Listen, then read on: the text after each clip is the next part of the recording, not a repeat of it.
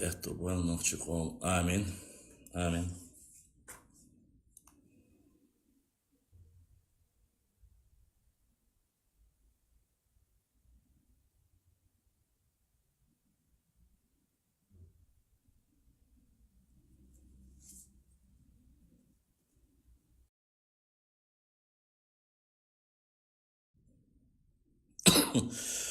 Нахчи, Ваша, эта футболка с нашими землями, с нашим логотипом, мне ее сделал наш брат с Европы, с Австрии, заказал, сделал ее и прислал. Да, а если у нас будет возможность, если это хла, мы закажем и тебе тоже сделаем. Никаких проблем нету.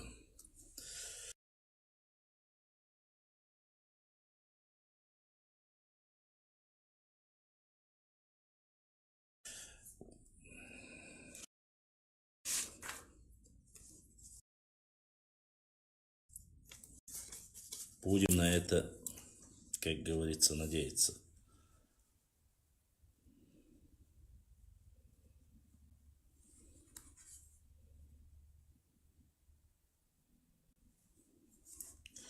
Почему я здесь отметил?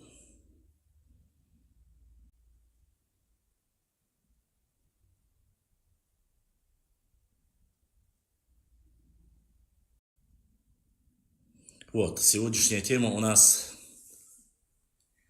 Посмотрите, скажите мне, как показывает эфир, хорошо или нехорошо, лагает, не лагает. Дайте мне знать, показывает нормально или же нет. Ибраим, постарайся отправить запрос мне сюда на прямой эфир. Скажи, показывает или не показывает. Если вдруг здесь сейчас наш эфир будет плохо показывать, будет лагать, очень плохо, бах, тогда нам придется всем перейти на YouTube канал bashlam.39live. Сейчас все, кто смотрит в Инстаграме, подписан на нас, просмотрите коротко этот ролик и переходите все на YouTube канал, bashlam.39live. Если вдруг здесь сейчас нормально не пойдет работа, мы перейдем туда. Несмотря на то, что обычно, когда мы проводим Инстаграм, у нас бывает ассаламу алейкум, баулу, чунгар. Если здесь вдруг плохо показывает, нам придется тогда уже переходить на YouTube канал. В прошлом эфире на YouTube канале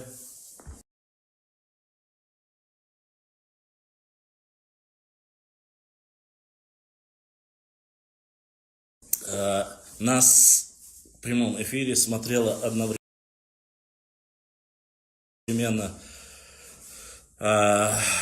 380 человек, и в конце нашего эфира у нас было 18 тысяч просмотров на YouTube канале. Эта статистика показала одновременно. Сейчас нормально показывает. Хорошо. Если сейчас показывает нормально, алхамдулилля. Так вот, уважаемые мои друзья, прошлый эфир вы все... В прошлом эфире вы все видели ответы на вопросы. Так, сейчас.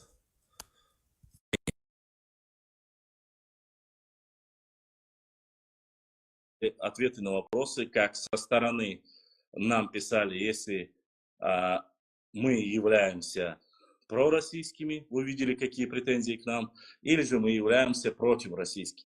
И к тем, какого формата были вопросы именно к чеченскому народу по истории. И я вам всем рассказал и показал, ответил на эти вопросы. Да, были вопросы определенные характера, когда задавали во время прямого эфира, и я на эти вопросы ответил. Некоторые люди, конечно же, после этого непосредственно взяли куски важные и закинули в Инстаграм канал и сделали из этого ролики небольшие, короткие. На что мы давали официальное согласие. Главное, чтобы мы об этом знали и ничего плохого там не было. 2000 ответов, комментариев. Само собой, так, написано, что не может присоединиться Ибрахим. Скажи, сам эфир идет нормально или как?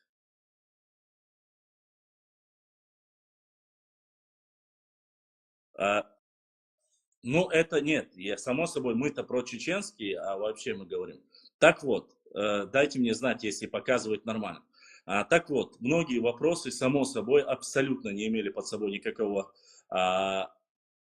основания и начинали задавать, оскорблять, само собой, все грязное и все остальное. То есть люди приходят в прямой эфир ко мне на мой канал, задают компрометирующие вопросы, когда им отвечают, и они не согласны с ответами, то они начинают плакать, начинают материться, начинают говорить все. То есть я сегодня чувствую себя, альхамдулилля, великолепно по воле Всевышнего Аллаха.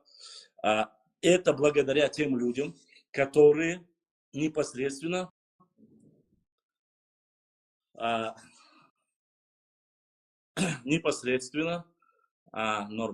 которые непосредственно начинают задавать вопросы. Сейчас я отвечу на ваши вопросы. Начинают задавать вопросы, говорить неприятную картину, когда вы им отвечаете так, как есть, их это не устраивает. Но это их проблема. Дело в том, что этот кусок был ответ на ваш вопрос. И такие вопросы в прямом эфире идут. Мы будем отвечать на эти вопросы. Я ни от кого не пытаюсь прятаться. Мое лицо, мое имя, моя фамилия, вы все его знаете. Я его не скрываю. Я никого не оскорбляю, ни народы, ни общество, ни тейпы, ни шахары, ни тухумы. Есть определенные люди, которые занимаются фальсификациями. Мы их называем нардийцами. Они могут быть любого происхождения, то бишь тоже точно так же и могут быть происхождения чеченского. Но этих людей, чтобы не оскорбить царя народ, мы называем нардийцами. И вы это все прекрасно помните. Что касается, были упреки, это до вступления сейчас, до нашей передачи. Сегодняшний эфир будет посвящен Дзурдзукетии. И я вам зачитаю из разных версий, что же говорится о дзурдзуках. О названии, древнем названии нахчи народа, чеченского народа. Это будет позже. Так вот, когда мы начинаем говорить, когда мы начинаем отвечать на нелицеприятные вопросы, не нужно обижаться. Достойные люди достойно всегда понимают и задают дальше вопросы, как это было или нет. Еще раз повторюсь. Да, была встреча Албогачиева Мусы и Султугова Суряждина. Эта встреча была. Никто это не отрицает. А как же, там был вопрос, а как же эта встреча? Речь идет об официальных властях, которые пришли. Была ли официальная встреча или не была по этому вопросу, что они не являются нашими или не нашими. Вот о чем речь шла. Это раз. Во-вторых, что касается сегодня определенных людей. Хочу попросить вас. Допустим, я очень хорошо отношусь, смотрю, как работают наши братья, соседи. Муса Албогачиев, он максимально пытается между Нохчи и ингушами настроить мосты и всегда пытается сделать что-то, по крайней мере пока его деятельность показывает на сближение. Мы занимаемся своими проблемами, вы занимаетесь своими проблемами. В общем, он налаживает отношения, налаживает мосты, и нету никаких претензий, никаких оскорблений. Мне, однако, интересно, я еще хочу попросить наших подписчиков. Был канал непосредственно у Мусы Албогачиева, кажется, НСИ он назывался, Национальный совет Ингушетии. Чтобы знать, о чем идет речь, если вдруг какие-то исторические моменты, я был подписан. Этот канал заблокирован. Человек пытался максимально наладить братские отношения, максимально сделать хорошие взаимоотношения с нами, но этого человека взяли и заблокировали на YouTube. Догадайтесь, почему? Да потому что он призывает как раз-таки хорошим взаимоотношениям между братьями. И всех, у кого есть YouTube-каналы, постарайтесь найти канал Мусы Албогачиева, кажется, Национальный совет Ингушетии, НСИ он называется. Вы найдете. И как же, конечно же, вы можете подписаться и поймете, о чем я говорю. Вот И нужно подписаться, чтобы понимать, что есть адекватные люди, которые занимаются своими проблемами, не лезут к нам, мы не лезем к ним. Они занимаются и максимально пытаются каким-то образом наладить взаимоотношения, если это касается вопроса между чеченцами или ингушами. Поэтому эти люди есть, хорошие братья есть, никто тут это не отрицает. Вы должны этого понимать. Понимаете? Поэтому здесь есть вот сейчас Чекиндес, который зашел нордийский, нордиец, комок и так далее и тому подобное. Тебе сейчас мы, не тебе, ответим балаболом такого формата, как ты, нордийским, имеют ли они отношения или нет. Книги, которые мы используем в данном вопросе, сейчас, подождите минутку. Да, и, пожалуйста, что я хотел еще добавить. Уважаемые не друзья или недруги, что мне нужно сделать со своей физиологией, со своим телом, или он бы лучше похудел, или он бы лучше отрастил волосы, или бороду покрасил, или все остальное, это не ваше собачье дело. Я такой, какой меня создал Всевышний Аллах. И вы точно такие же. Если вы черные, горбатые, с кривыми зубами, мне это не касается. Или вы носите шляпу, или что там, понты больше рюкзака. Меня это не касается. Меня касается вопрос истории. Важные вопросы истории, и касающиеся непосредственно моего народа. И фейки, которые вы публикуете о нашем народе. Сегодня для этого мы пройдемся по нескольким книгам, великолепным книгам. Это Аркадий Гольштейн, что он говорит о дзурдзуках. Это древняя история Нохчи народа, Академия наук Грузии, Института истории, этнографии имени Иване Джаваханашвили, Российская академия наук, Институт этнологии и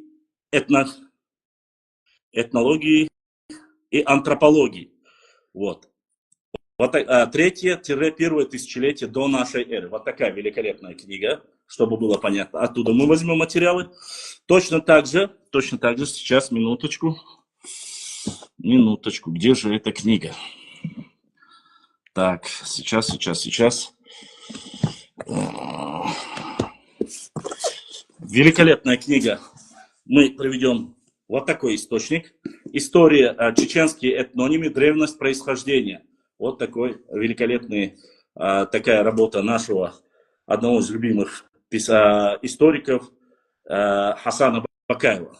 Вот, чтобы было понятно, это всего лишь 3 источника. В дальнейшем, по мере возможности, Башлам, заметил ли ты, что ингуши только недавно начали папахи носить? Их старшие во многих видео на шляп. Да, конечно же.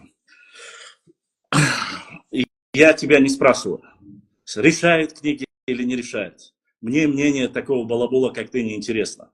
Я тебя пока оставляю, чтобы люди видели, какой ты шут. Вот и все. Это я отвечаю нордийцу, которое было написано. И вот, Ибрахим, мы подключены к Ютубу, к Ютуб-каналу.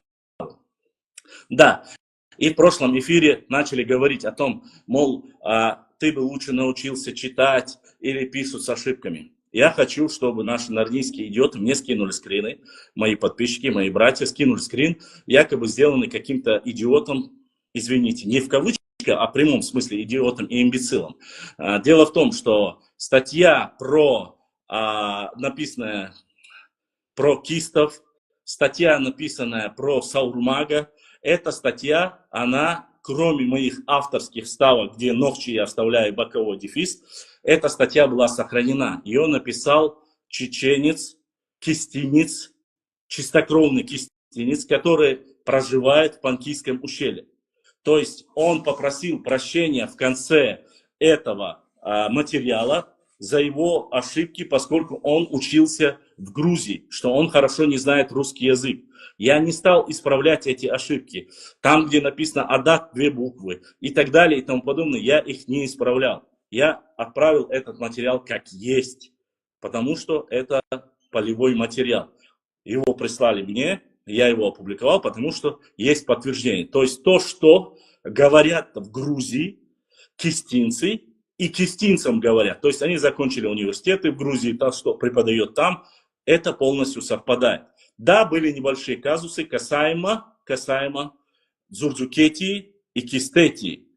И какое отношение? Да, без привлечения. Некоторые пишут войнахи.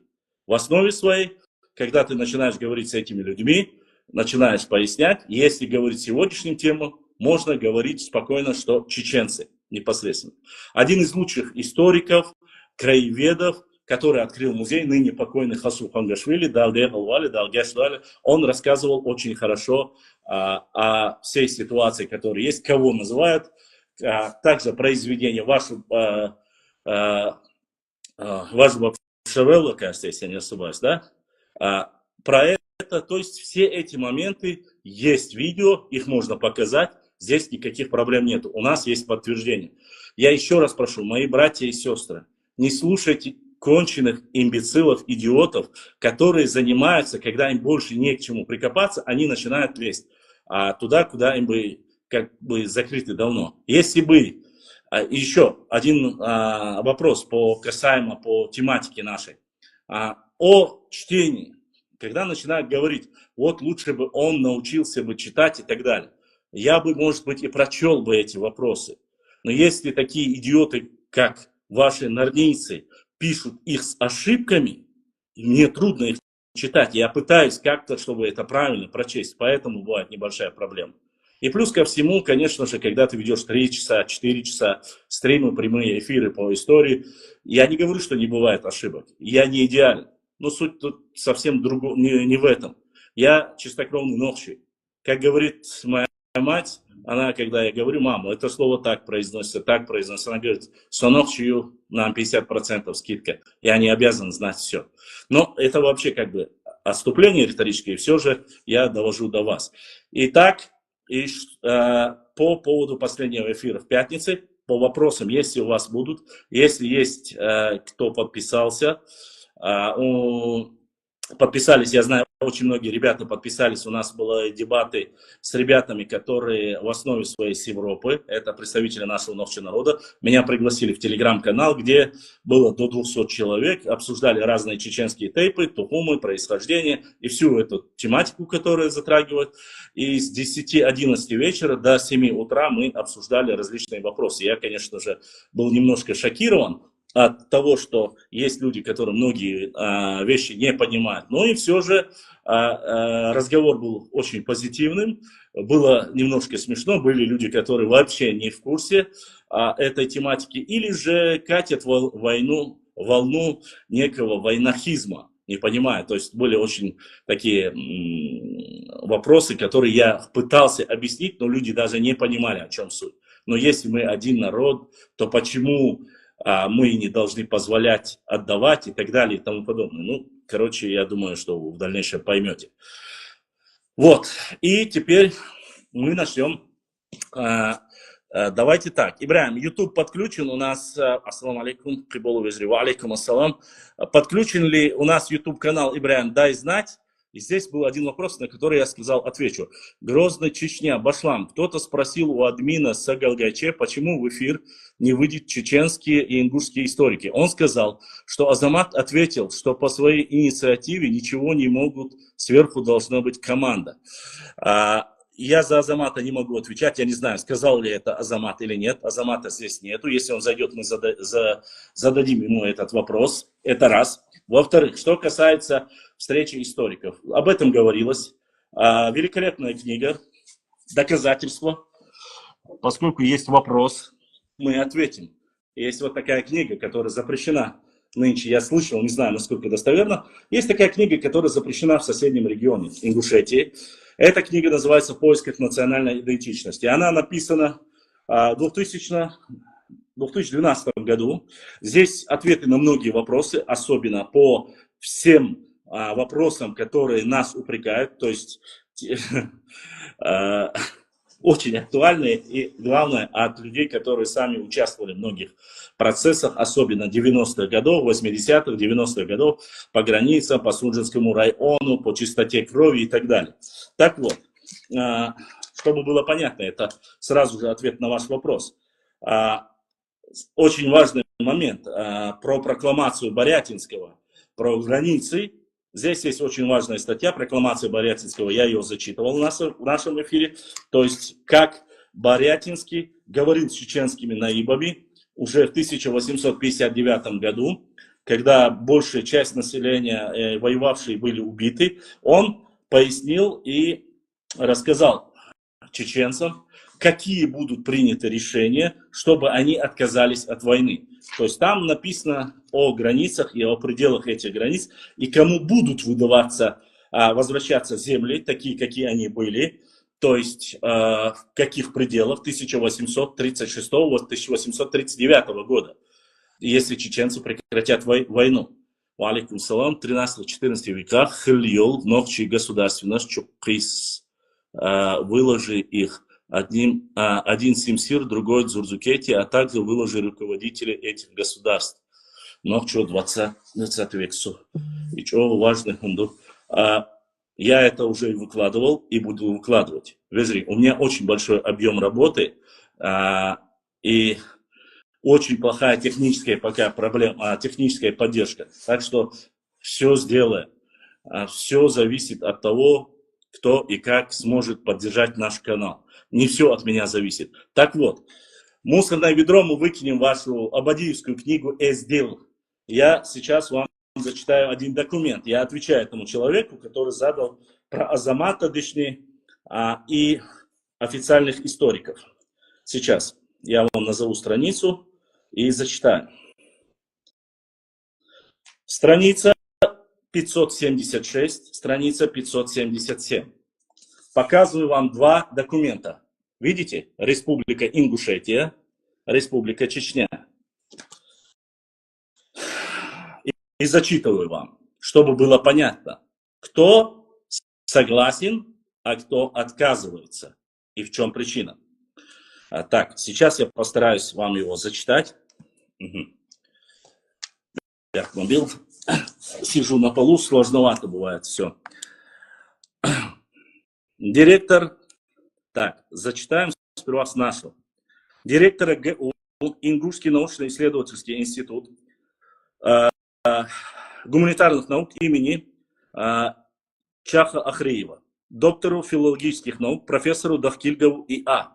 Уважаемый Ибрагим Абдурахманович, в 2011 году авторским коллективом Ингушского научного исследовательского института гуманитарных наук имени Чаха Ахриева издан обобщающий труд «История Ингушетии». История Ингушетии. Выход в свет данного исследования по истории ингушского народа воспринят в Чеченской Республике с большим удовлетворением. Послушайте, с большим удовлетворением. Вместе с тем, в опубликованном труде имеется ряд спорных моментов и дискуссионных вопросов. То есть вопросы об истории. Спорные вопросы об истории. Здесь речь идет, я поясняю. Свои вопросы готовьте, я на них обязательно отвечу. Академия наук Чеченской Республики 31 мая 2012 года, то бишь 13 лет тому назад, еще до инцидента, и до спора, и до всех этих митингов, это письмо было отправлено, проводит научный семинар по обсуждению обобщающего труда истории Ингушетии. Приглашаем вас и авторский коллектив вышеуказанного исследования принять участие в работе научного семинара, который состоится 31 мая 2012 года в 15 часов 00 минут в конференц-зале Академии наук Чеченской Республики. С уважением, президент Академии наук Чеченской Республики Шахрудин Андреевич Гапуров. Это отправлено официально с чеченской стороны. И что же ответили историки и работники научно-исследовательского института имени Чаха Ахриева? Зачитываем. Здесь есть исходящие номера, думаю, что это тот, кто зайдет, может прочитать, документ есть. Государственное бюджетное учреждение Ингушского научно-исследовательского института гуманитарных наук имени Ахриева. Президенту Академии наук Чеченской Республики, доктору исторических наук, профессору Гапурову Шахрудину Андреевичу. Уважаемый Шарпуди Андреевич, получив ваше приглашение по обсуждению нашего исторического исследования в Академии наук Чеченской Республики польщены вашим вниманием к нашему скромному труду. Вполне согласны с вами, что в научных исследованиях почти всегда имеются дискуссионные спорные вопросы. Возможно, не избежала их и история Ингушетии. Сожалеем, дальше точка.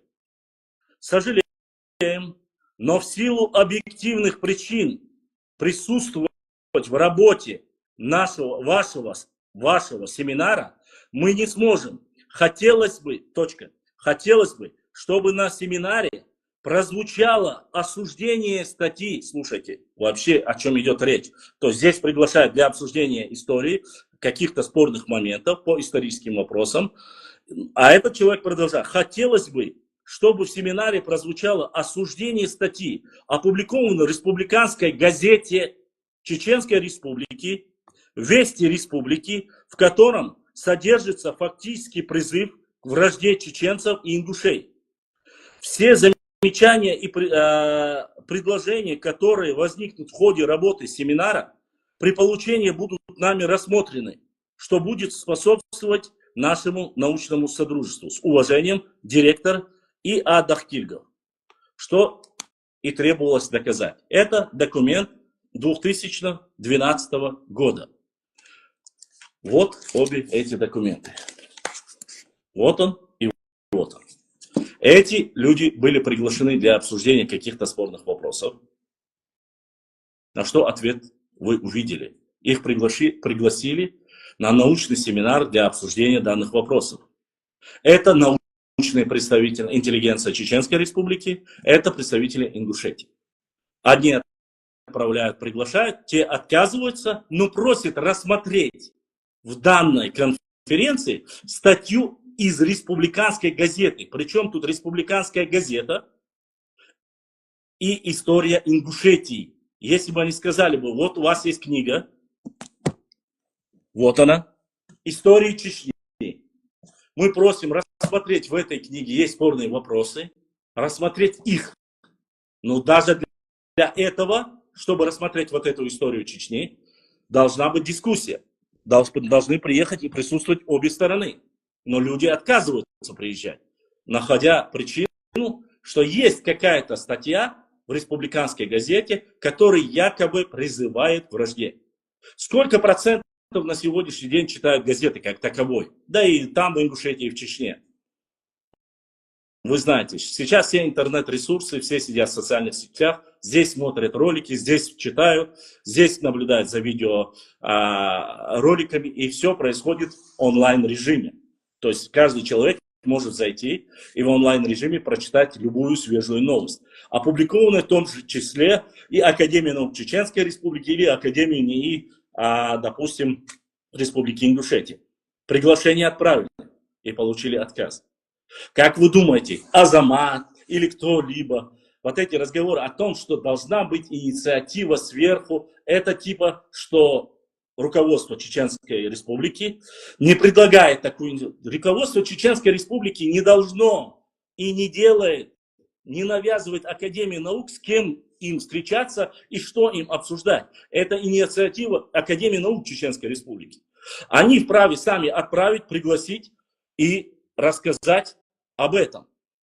Понимаете? Чтобы не было вот этих разговоров о том, вот эти разговоры, вот вы не можете, вы не смеете. Так,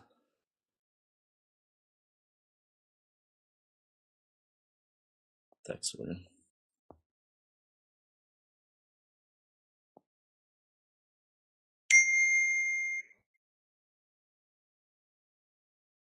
Так, смотрим.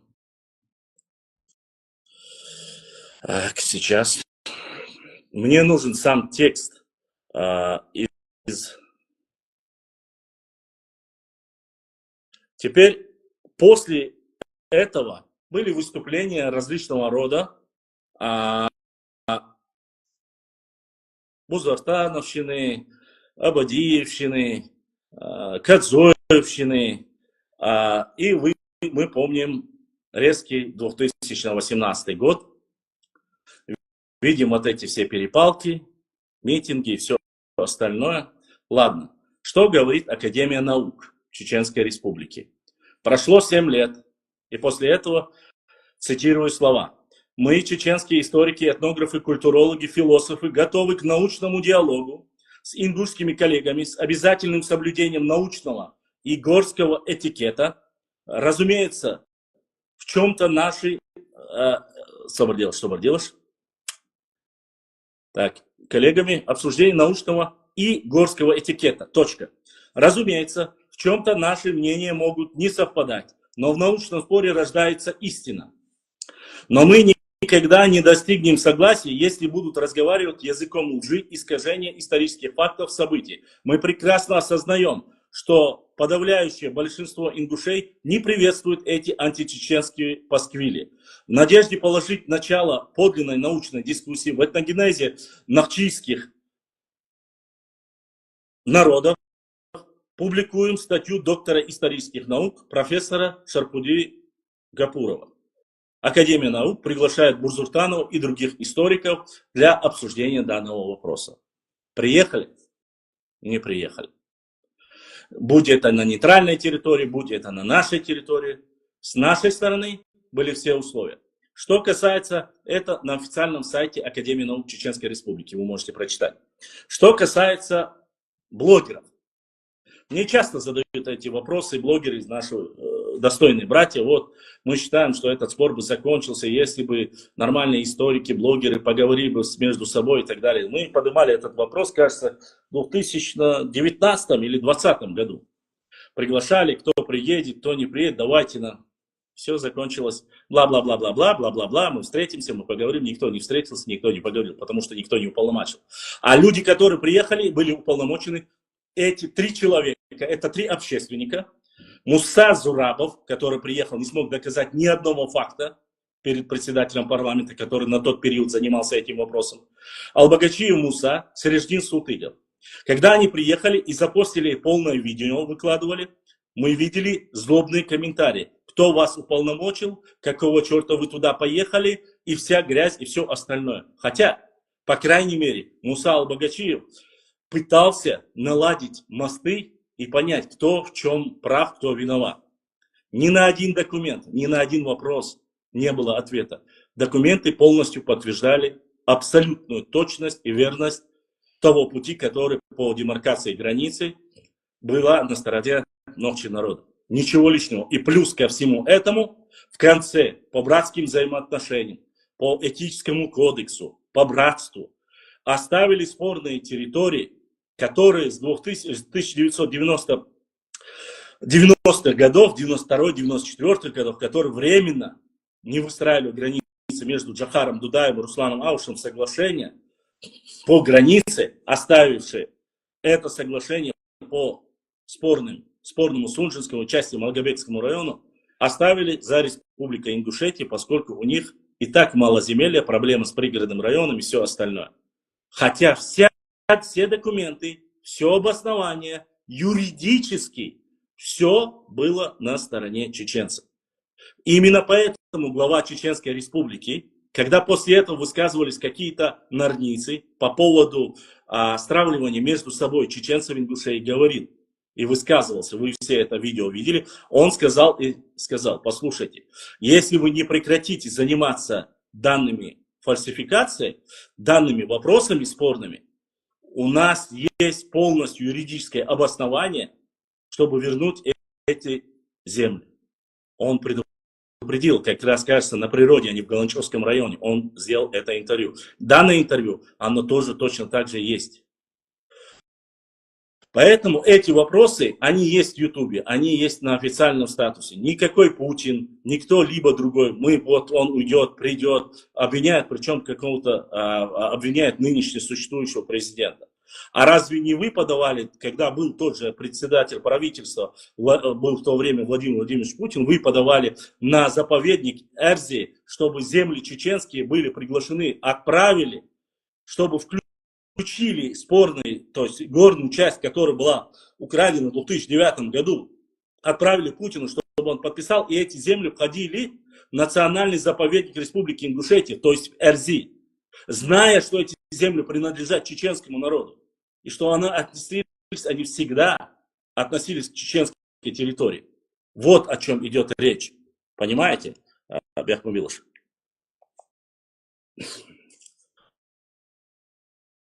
Уважаемый, в прямой эфире, Инстаграм, Ютуб, я пока в прямом эфире ответить тебе не могу. Вот. В данной ситуации на эти вопросы тут ничего сложного нету. Можно посмотреть, можно проверить. Никто, валлахи, биллахи, талай, за все время существования Чечни и чеченского народа, Нохчи или Нохчичуя, никогда в жизни чеченцы не посягали на чужие соседние земли. Ни в одном случае. Теряли. Мы говорим только про историю. Не политика, только история. Вы задаете темп, вы провоцируете, вы пишете. И когда вам отвечают, вас берут за глотку. Нормальные ваши люди приходят и говорят, у вас же тоже такие, а вы знаете, кто это написал? Ну даже меня не должно волновать, кто это написал. Меня это не должно волновать. Кто бы это ни написал, я ему не даю национальный окрас, я ему говорю, что это нарниец, сказочник, фантазер. И я отвечаю этому человеку. Если вы стали на защиту автоматически, на подсознание, в интересах этого человека перешли на ту сторону, и у вас начинает гореть шапка на голове, так это не моя вина.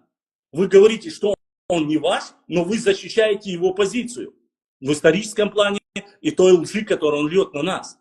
Каким образом мы должны отвечать?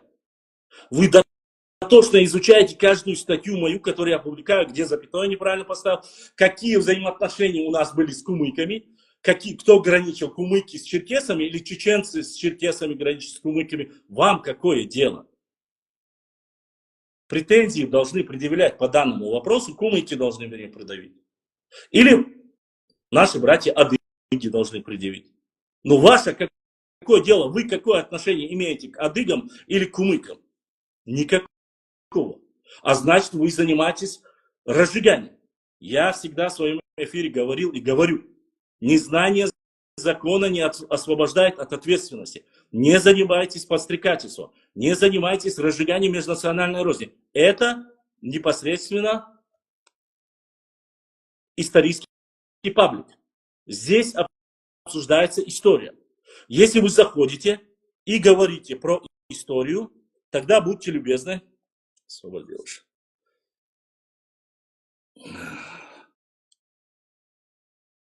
Ибраим, что прямой эфир, YouTube, Instagram, что я не могу вам ответить.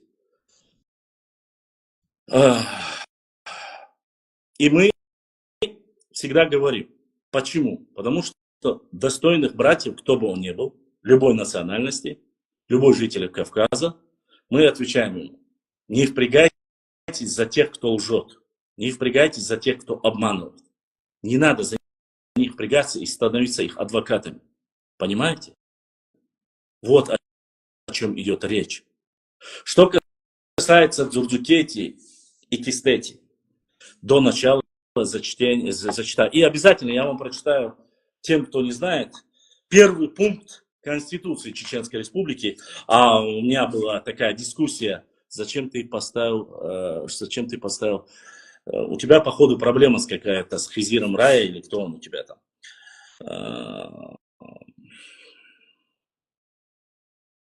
Так,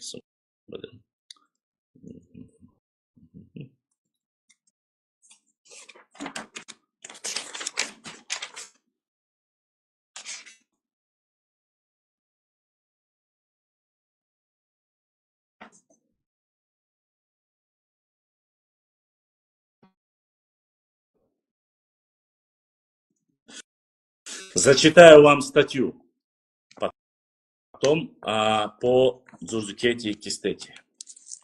Уважаемые, как сказать, уважаемые, неуважаемые,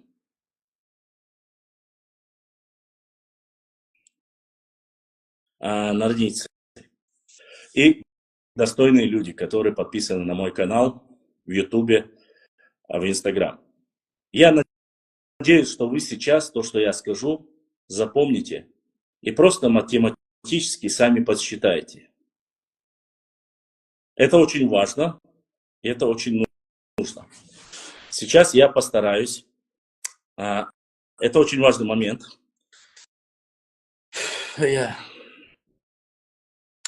Сейчас дайте мне минутку.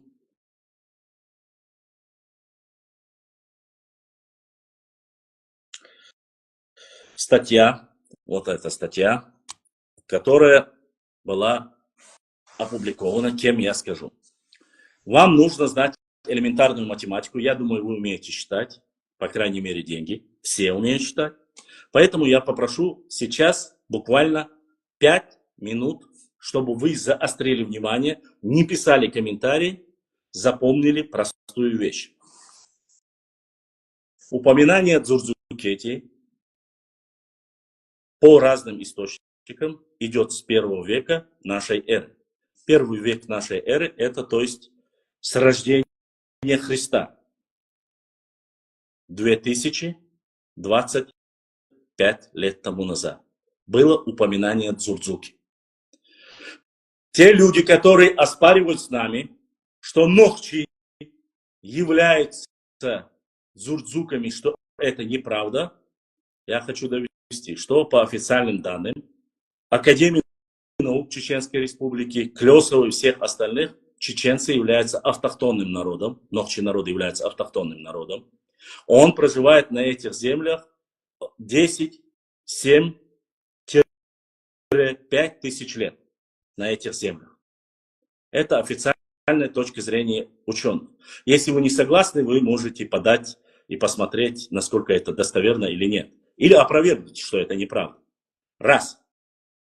Ни один чеченский ДНК-проект никогда не писал, что чеченцы, первый Нохчи, родился в таком-то веке, и от него пошел весь чеченский народ, Нохчи народ.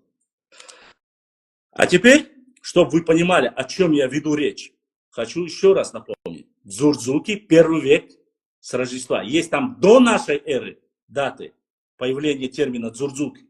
Дзурдзукрас, дурдзуки, дурцуки, грузинских, армянских источников. 1 век. А теперь посмотрим по официальному каналу Ингушетия ДНА, ДНК-проект Ингушетии. Кекалай, Эгахвай, Хамхвай, Таргимхвай. Статья с вашего паблика, который висел на этой странице до тех пор, пока кто-то не объяснил, потом резко убрали. Но он сохранился. Читаем. Что же написано? Не забудьте. 2025 год, из 1 века есть термин дзурдзуки. Когда говорят ингушские ученые, ДНК-проект, научно обоснованно пишет, как было упомянуто в прошлой публикации, ориентировочно 1000 лет назад, по данным компании ЕФУ, в наших горах родился человек, который стал родоначальником таких тейпов, как Евлай, Тумхай, Уаздой и, возможно, еще несколько крупных родов. Но в это же время в районных Кекалла, в то же время, то есть 1000 лет тому назад, родился другой человек, который стал родоначальником большинства фамилий таких крупных тейпов из Эгахвай, Хамхвай и Таргимхвай. По преданиям, мы знаем, что этого человека звали Эльберт, и у него было 3 сына, которые стали родоначальниками этих 3 крупных родов. И действительно, судя по результатам ДНК-тестов, от этого предка как раз и отходят 3 линии. 3 линии, по одной линии идут в основном Эгахвай, потомки Эшкбохтера, по второй линии в основном Таргимхвай. По 3 линии, уже смешанного, в основном идут Эгахвай, потомки Газда, Олша, Хамхвай, Костой. Конец цитаты. 1000 лет назад появляется первый предок ингушей. всех тейпов, главных чеченских тейпов, 1000 лет тому назад. Плюс-минус, пускай это будет 1100 лет, хорошо. Сейчас 2025. Мы отнимаем от 2025 года, отнимаем 1000 лет, получается, в 1025 году не существовало ни одного ингуша. Не существовало. Как термин, который произошел до появления первого, по вашим словам, ДНК-проекту ингуша, каким образом может носить он название дзурзуки, когда дзурзуки существовали за 1000 лет до этого? Вот мне интересно, может, я не разбираюсь в математике, может, у меня все плохо. Ваш ДНК-проект, он подтверждает и называет эти тейпы все. Термину дзурзуки минимум 2025 лет. А ингуши вообще появились, он говорит, 1000 лет тому назад. По проекту ДНК. Это Ингушетия, канал Ингушетия, ДНА называется. Это ваш ингушский проект до закрытия. Вопрос, кажется, Клесов тоже говорил, что 1000 лет от общего дерева или ветки откололись ингуши. Если я не ошибаюсь. Может, я как-то неправильно его понял. Скажите мне, 2000 лет тому назад были дзурзуки, и только через 1000 лет, когда существовали дзурзуки, появляются первых 2 человека, пускай будет 1-2 человека, которые несут всех самых чистых коренных. Каким образом дзурзуки название может быть ваше? Я вас вашими же материалами просто-напросто разоблачил. Вот этого уже достаточно. От 2 отнять 1, это будет 1. Это 1000 лет дзурзуки существовали до вас. Каким образом я еще должен вам это объяснить? Возвращаясь к дзурзукете, в Чечне есть Зурской тейп, в Чечне есть Зурской хребет, в Чечне есть Зурское ущелье,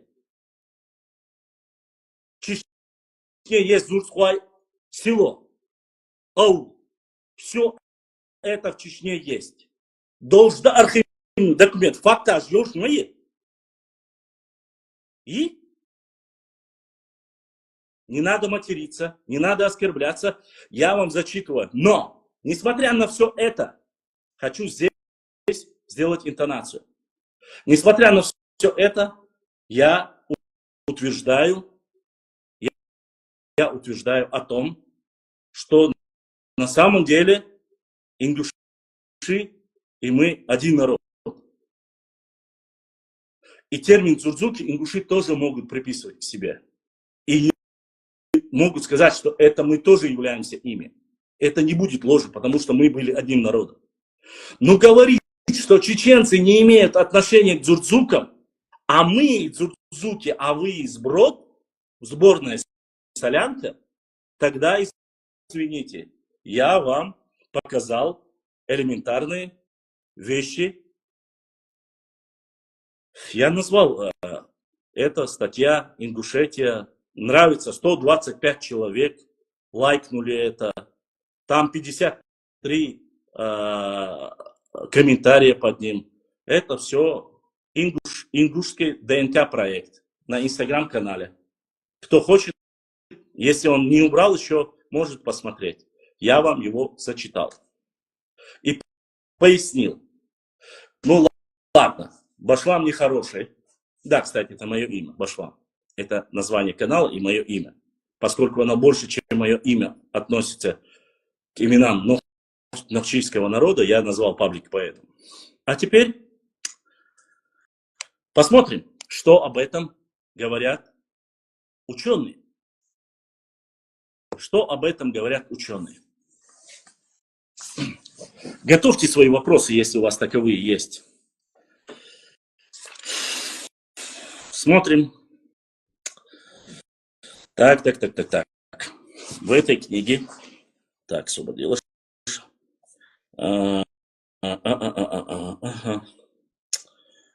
Смотрим. Дзурзукский период. 46-я страница.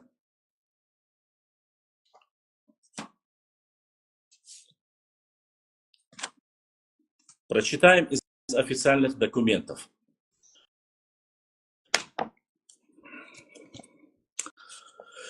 Дзурцукский период считается установленным фактом. Дзурцукский период считается установленным факт идентичности названия чеченцев с термином дзурцуки, дзурцуки. Походы скифов через Кавказ, Преднюю Азию в 7 веке до нашей эры, то есть до Рождества Христова, связанные с этим становлением этнической карты Северного Кавказа. Главным моментом, которого некоторые авторы считают появление здесь, в 7 веке до нашей эры, и вступлением в историческую арену предков современного нахчийского народа, дзурцуков, или же дзурцуков, потом леков и так далее и тому подобное. С указанием времени предков чеченцев грузинские источники называют дзурцуками. В этой связи уместно вспомнить союз черталинцев, то бишь чеченских тейпов Чертвой. Союз черталинцев и дзурцуков против вступившего на Картлийский престол Мирвана III-II века до нашей эры. Когда были дзурцуки, уже в тот период говорится о черталинцах, то бишь чеченском другом тейпе, Чертвой. Совместно с дзурцуками остальными они выступили, читаем дальше. Попытки картлийских царей подчинить себя силой горцев приводили к конфликтам. Начиная с 9 по 11 века источники чаще всего называют чеченцев дзурцуками. Этот термин хорошо знает Леонтий Мравелий, начало 9 века. По его сообщению, в 11-3 веках до нашей эры дзурцуки представляют четко очерченную территориальную общность в этническом и однородном населении. Здесь указываются страницы, куда ссылаются на какие документы. Энмар пишет о том, что Иваны поднялся на гору Халы, перешел гребень и переступил далее на гору Пхойцев, Дидойцев. С одной стороны у него оказалась Дзурцукетия, а с другой Дидой. И Пхойцы, там дальше, и Пхойцы, страница 182 и так далее, подчеркивая роль дзурцуков на Кавказе на определенном историческом этапе, в источниках встречается упоминание о том, что над сыновьями Кавказа был владыкой Дурдзук, сын Тирита. Дурдзук же, что был самым знаменитым среди сынов Кавказа, ушел в расположение горной теснины, который дал имя свое Дзурцукетия. Речь идет о доминирующей роли одного этноса среди остальных родственных,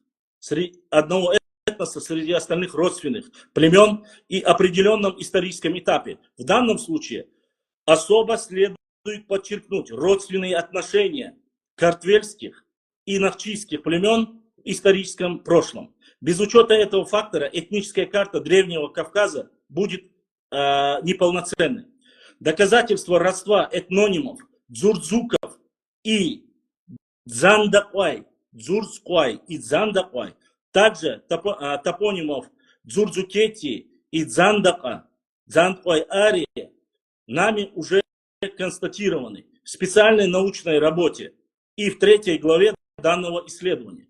Вместе с тем, наряду с вышеупомянутыми этнонимами, касающиеся нахчийских племен, в письменных источниках встречаются иные названия нахчийских племен. Цупани, Цоу, Софена и другие. Туска, Туши, от чеченского слова центр. Ну, здесь ссылки, страницы на рабочие. Двалы, Туалы и другие. Рассматривая вышеуказанное, считаем необходимым обратить особое внимание на эпохальную последовательность упоминания нахчийских племен в письменных источниках с 3 по 1 тысячелетие до нашей эры. Конец цитаты. А теперь посмотрим,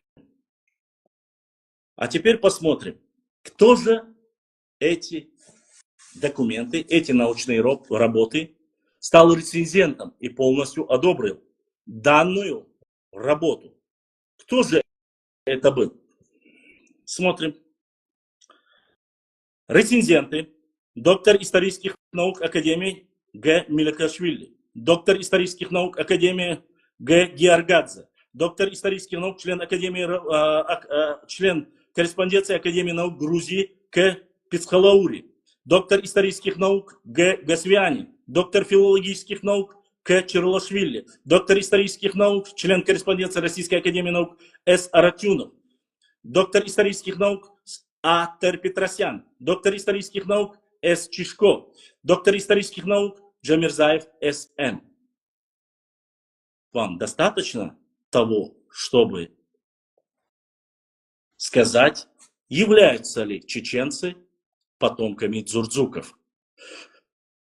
Давайте хорошо. Это не устраивает. Может быть, не устраивает. Я вам привожу аргументы. Придите, получайте и распишитесь.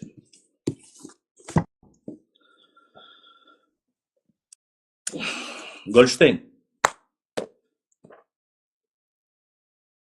Башни в горах. Зачитаем абзац полностью, не занимаясь компиляцией.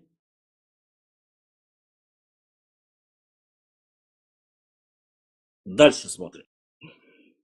В Горную Ингушетию прибывают грузинские миссионеры. Страница 205.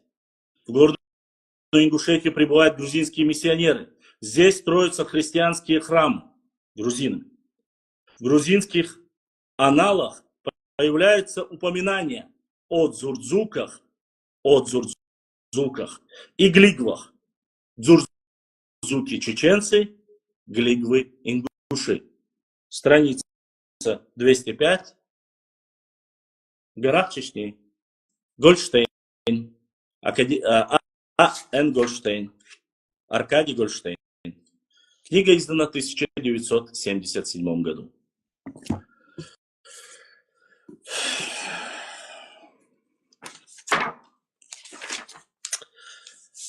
Так, Нахчевань.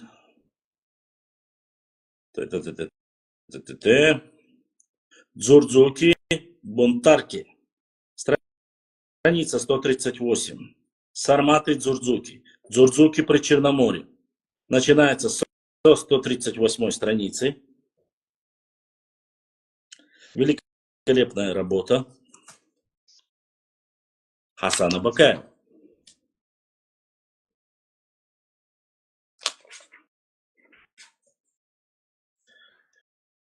Так, дзурдзуки и бунтарки. В древности Закавказья в районах Мецхеты проживали еще один коренной для этих мест народ, который, как и дзурдзуки, имел, по нашему мнению, свое название термин дур-тур, крепость, замок, укрепление, поселение. Этим народом являются бунтурки. Впервые бунтурки упоминаются в грузинском источнике Мацкиевой Картлисой, обращение Грузии.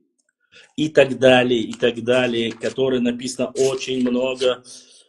Здесь 3 страницы. Я просто, если вы хотите, конечно, могу зачитать это все.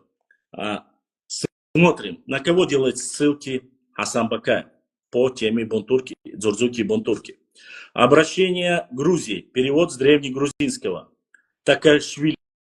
Сборник материалов для описания местности и племен Кавказа. Тифлис. Мравель Леонтий. Жизнь картлийских царей. Извлечение сведений об абхазах, народах Северного Кавказа. Гурам Гумба. Нахчи. Вопросы этной культуры. Первое тысячелетие. Маликашвили. История древней Грузии. Дьяконов. История Мидии и древнейших времен. Дьяконов. Ассирийско-вавилонские источники. Джорген Лесидж. People Ancients. На английском написано. 8. Хуриты. Электронная еврейская энциклопедия. Фон Плотта. А.И. Природа и люди Закатальского округа. Услар. Древнейшее сказание о Кавказе. Помпеи. Мела. Хореография. 12. Шопен. 13. Шатар Руставели. Это ссылки на это произведение. Это одна часть про Дзурдзуки. Потом есть сарматы из Дзурдзуки. Сарматы из Дзурдзуки. Ну давайте зачитаем. Здесь 2 страницы, чтобы не было огульно. Яра должен архивный документ. Ой, да 2 штуки. Так, смотрим, зачитываем. Надеюсь, если вдруг готовьте свои вопросы, сейчас мы ответим на них. И Аджавахашвили считает, что племенное название Шарвай, многочисленный Шарвай, лежит в основе данного названия города Ширван. Но и этнодима Сармат. Опираясь на античные и древнегрузинские источники, он пришел к заключению, что название сарматов должно было на Кавказе звучать как Шармат, и связано его с тем же чеченским обществом Шарвай, добавлением термина мат, страна, земля, место. Интересно, что на территории азиатской Сарматии Ашхарайцуцей упоминается провинция, область Шарван с оглаской, по всей видимости, Шарван, предписание там, с 5 по 8 века. Это еще раз доказывает, что в древнем кавказским и преднеазиатским названиям, составленным в этнической основе, могли добавляться как термин мат, страна, место, земля, так и термин ван, место, земля, населенный пункт. Как видно из этих значений, во многих своих применениях эти термины мат и ван полностью синонимичны.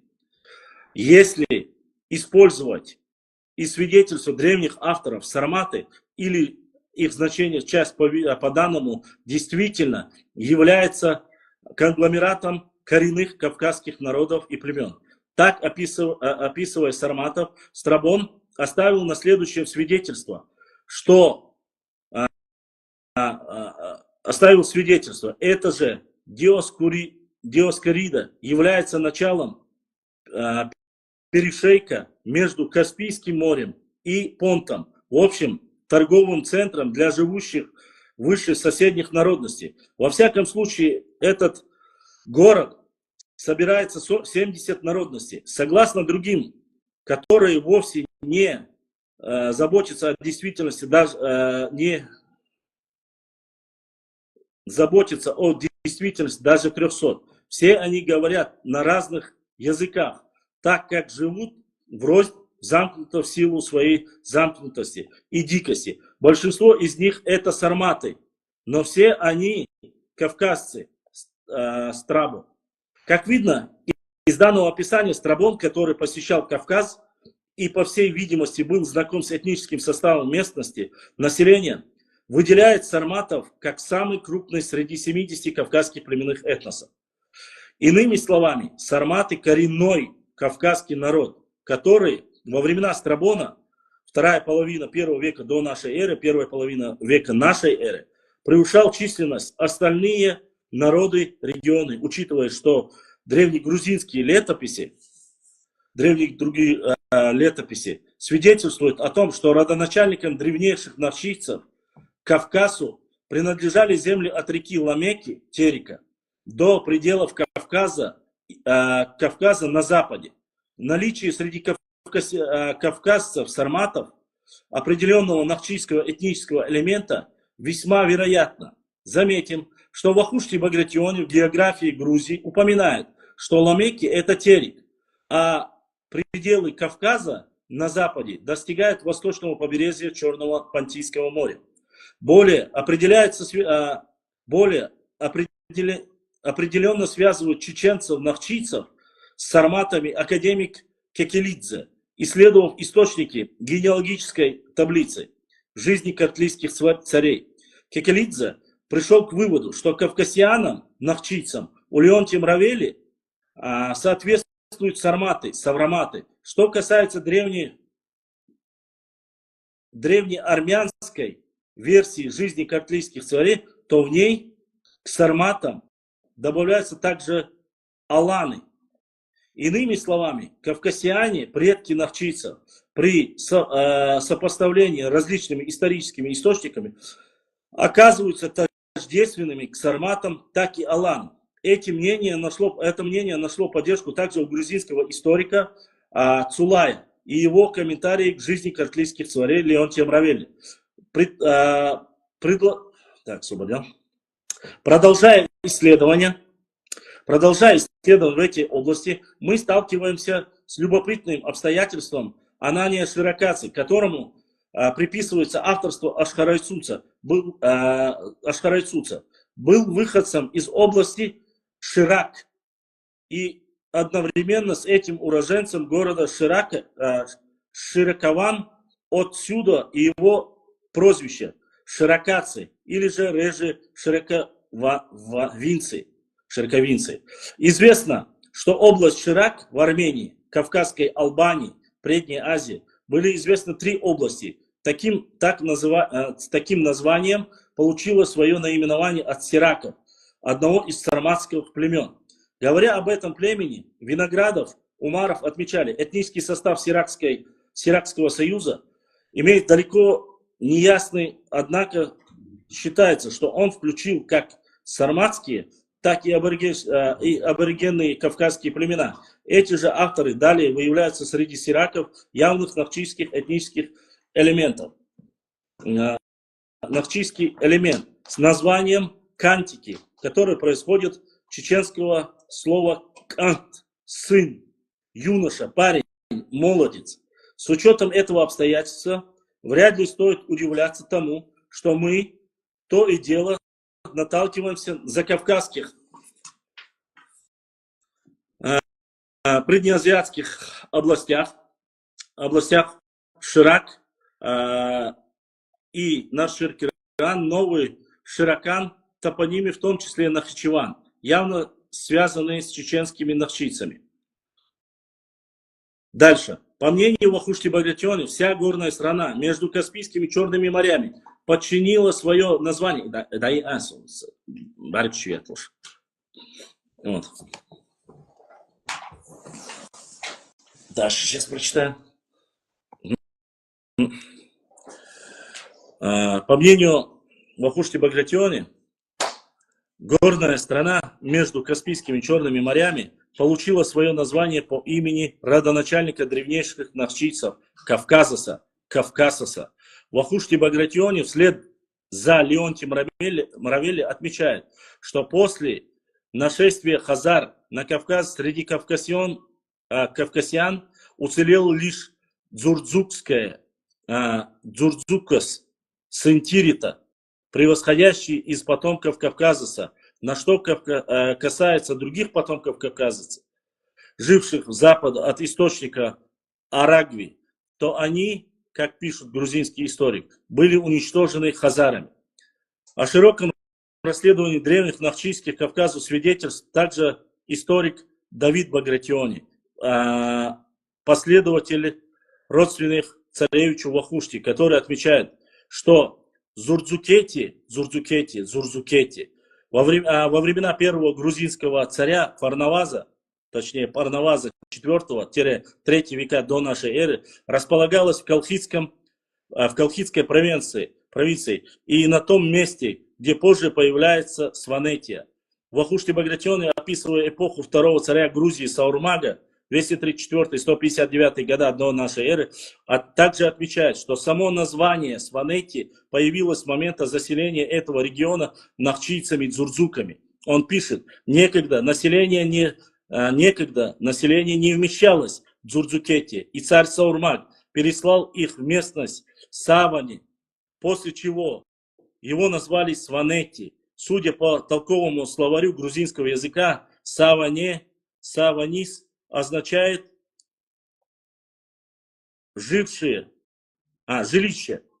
стойбище, местоположение.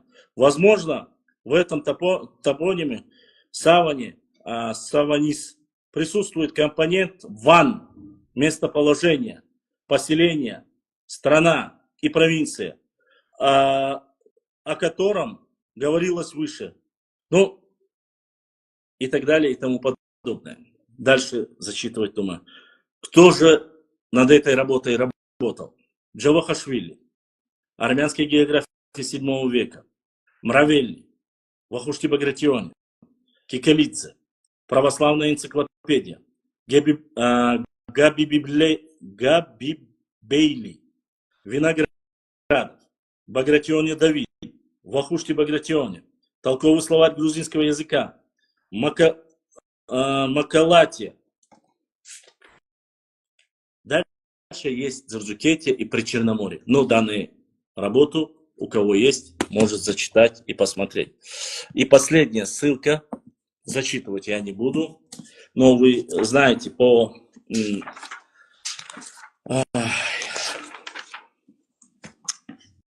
Особо дело.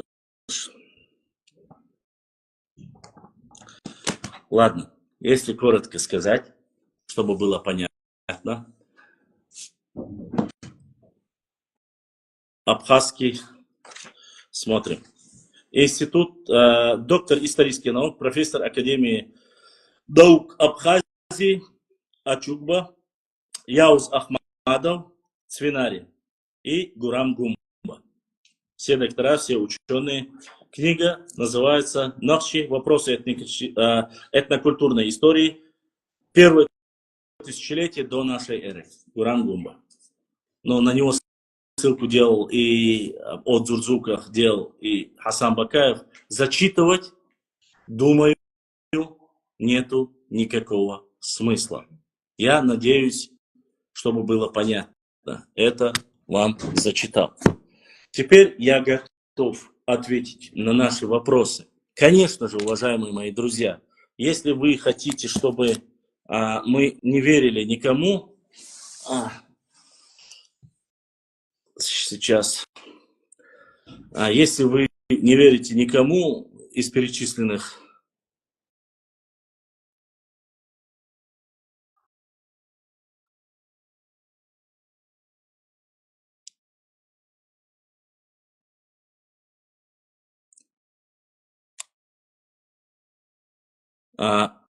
данным документам, я уж вам ничего сделать не могу. Башлам, пожалей этих древних ингушей, у них нет фактов предъявить. Я надеюсь, я вам зачитал данный вопрос. Идем дальше. Задавайте вопросы. Если я вдруг что-то не знаю или ошибаюсь, я попрошу прощения. Если у вас есть вопросы, задавайте. Я про термин дзурдзуков. Да, мне задавали вопрос про дзурдзуков, говорили о том, что якобы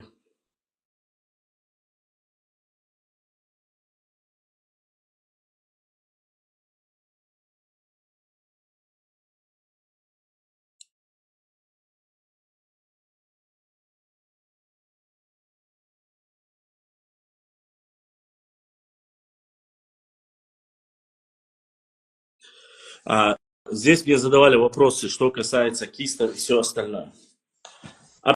Опять же, я хочу, чтобы вы по кистам, куда я делаю эту книгу, вот здесь, по кистам. Если вы хотите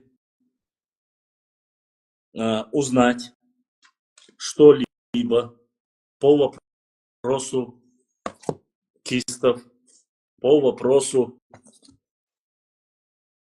их происхождения, я хочу, чтобы вы запомнили одно. Первое упоминание киста в каком веке? Если это было в Вахушти Багратионе, так вот, там есть упоминание, там же, где и Нахчиматьяне, есть упоминание кусты, как и малхисты. да? Малхи или малхисты. Допустим, что это так. Оставим малхисты, это одна из чеченских тейпов. Оставим чертоевцев, которые наравне с дзурдзуками говорит, что дзурдзуки, чертойцы выступили вместе против картлийских определенных царей. Мне вот, чтобы вы опять же посчитали математически. Во-первых, возьмем термин малые кисты. Это только вепи. Вепи, которых было 1300 человек. Малые кисты. И большие кисты, которых было 18 тысяч. 18 тысяч и 1300. Два общества. Некогда бывшие едины. Не все, как сегодня, пытаются приписать этот этноним, не ко всем. Это не касалось. 1300 человек. Окей. Но здесь получается небольшое недопонимание. Я вам поясню. Почему-то кисты упоминаются в 7 веке, как кусты, да? Они в 7 веке. А первый ДНК-проект, который говорит, что появились первые ингуши, они появляются в 10-11 веке. Поясните мне, как вы можете быть кистинцами, когда они появились за 400 лет до вас, по вашему ДНК-проекту? Вот мне поясните, ваш ДНК-проект плюс-минус 1000 лет, 1100 или 1000 лет тому назад появились вы впервые. Первые 2 фамилии, которые происходят все, как таковой ингуши, это ваш ДНК-проект говорит. А кисты появились в 7 веке. 10-й, 7-й. За 300 лет до вас появились кистинцы. Как вы можете быть кистами? Нет, получается другое, что на самом деле эти кисты малые, я про нас молчу, появились до вас за 300 лет. И они то же самое, что и дальние кисты, которые появились намного раньше. Потому что вы после этого появились еще через 300 лет. Первые ваши 2 человека появились через 300 лет. От ближних кистов или дальних кистов?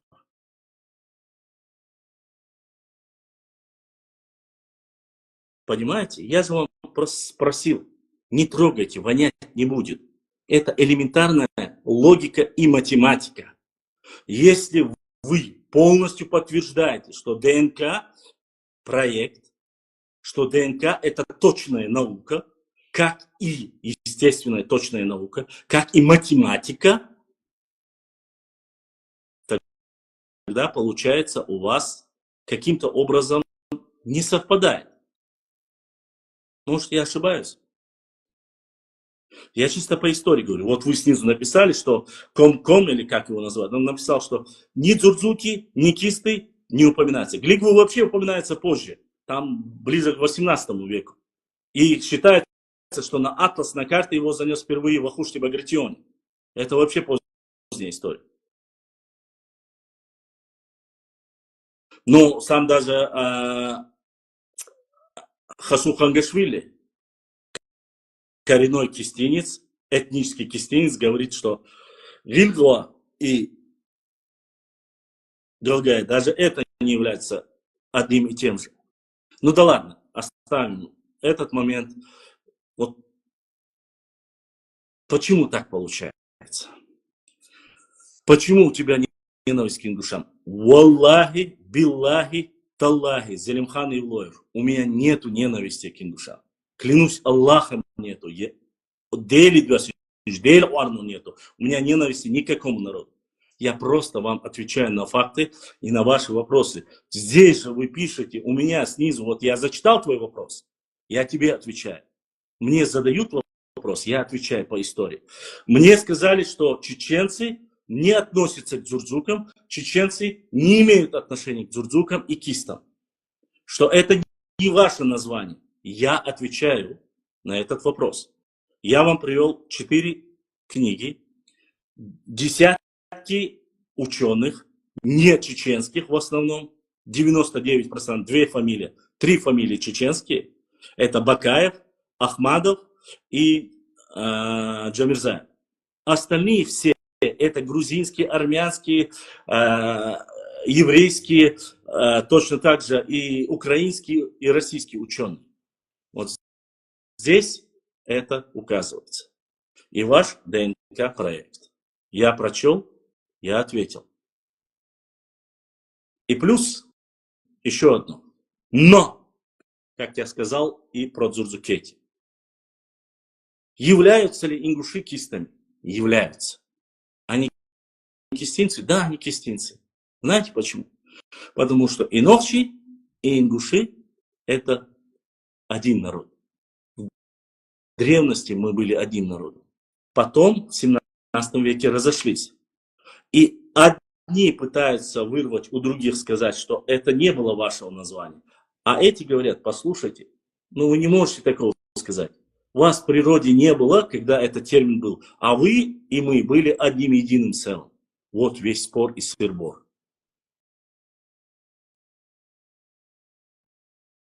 Задавайте вопрос. В чем я не прав? В чем неверна моя логика, моя история, моя математика? Тематика сегодняшней данной истории про Дзурзукетию. Кистеки это вот просто написали, Дзурзуки, кисты, я просто по кистам сказал. Кисты это немножко более обширное. Но опять же, 18 тысяч ночи, 1300 здесь. Цундера, скажите, в чем я не прав? В чем, когда я вам пишу правду, когда я вам по документам, по картам показываю, скажите, в чем? Единственное, за что вы цепляетесь, это документы Вахушти Багратиони о карте, которую не рисовал Вахушти Багратиони, и примерно по его словам, как говорится, не относится. Башлам, ты вообще не J2. О, да. Я, честно сказать, еще ДНК не сдавал, но мне пишут, что я не J2. Бяхмобиласо эфире, у меня прямой эфир на Ютубе и Инстаграм об истории нашего народа. Бяхмобил, я сейчас пока в эфире. По J2, что касается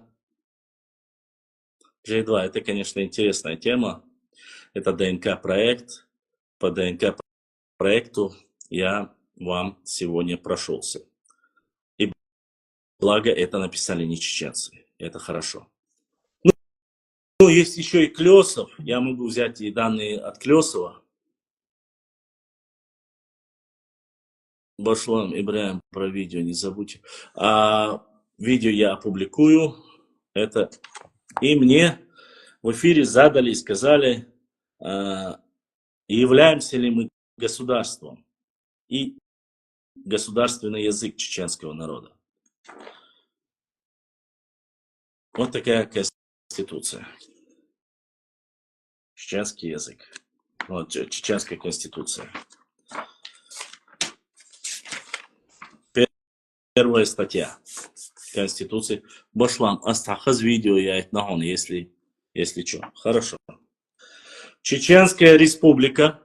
Это Конституция Чеченской республики. Я не буду ее всю зачитывать. Первый пункт. Чеченская республика, статья 1. Основы конституционного строя. Статья 1. Чеченская республика. Нохчечуя республика. Демократическое, социальное, правовое государство с республиканской формой правления. Государство с республиканской формой правления. Надеюсь, у вас вопросы отпадут и говорить, являемся ли мы государством или не мы являемся государством в государстве. Я вам зачитал официальный пункт. Второе. Территория Чеченской республики является единой и неделимой, составляет неотъемлемую часть территории Российской Федерации. Это второй пункт. По языкам официальный чеченский язык и русский язык. Это Конституция Чеченской Республики. Ну, тот, кто говорит, что нет такого пункта, посмотрите в своих конституциях, есть ли такой пункт, или же как оно написано. Тем, кто упрекает нас в чем-то или как-то, я думаю, норнийцы поймут. Вот. Что же еще? Я готов ответить. Сейчас скажу, что переписались ингушская конституция. Ну, если у них есть такой пункт, я не знаю, я про ингушскую конституцию не смотрел.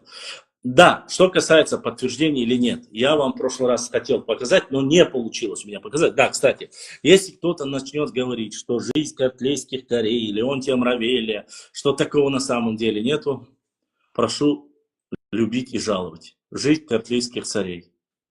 Издание. Данная публикация есть, и здесь полностью подтверждаются все ссылки по документам Леонтия Мравелия, по Дзурзукам, Саурмагу и всему остальному. Кстати, тот Хангашвили, который прислал материал о том, что Саурмаг, и они были чеченцами, этот материал как раз-таки полностью подтверждается данной научной работой. Вот, Конституцию я вам показал. Люди, которые мне начинали говорить о том, что вот ты, вот все, на самом деле, вот эта книга, вот вы ее написали, вот, в 2012 году, а вот мы в противоречие вам написали якобы Абадиевский эздел. Хочу вас огорчить. 2004 год идет в Чечне кровопролитная вторая война. Выходит вот такая монография. Всем видно? Опубликовано. Назрань, 2004 год. Да?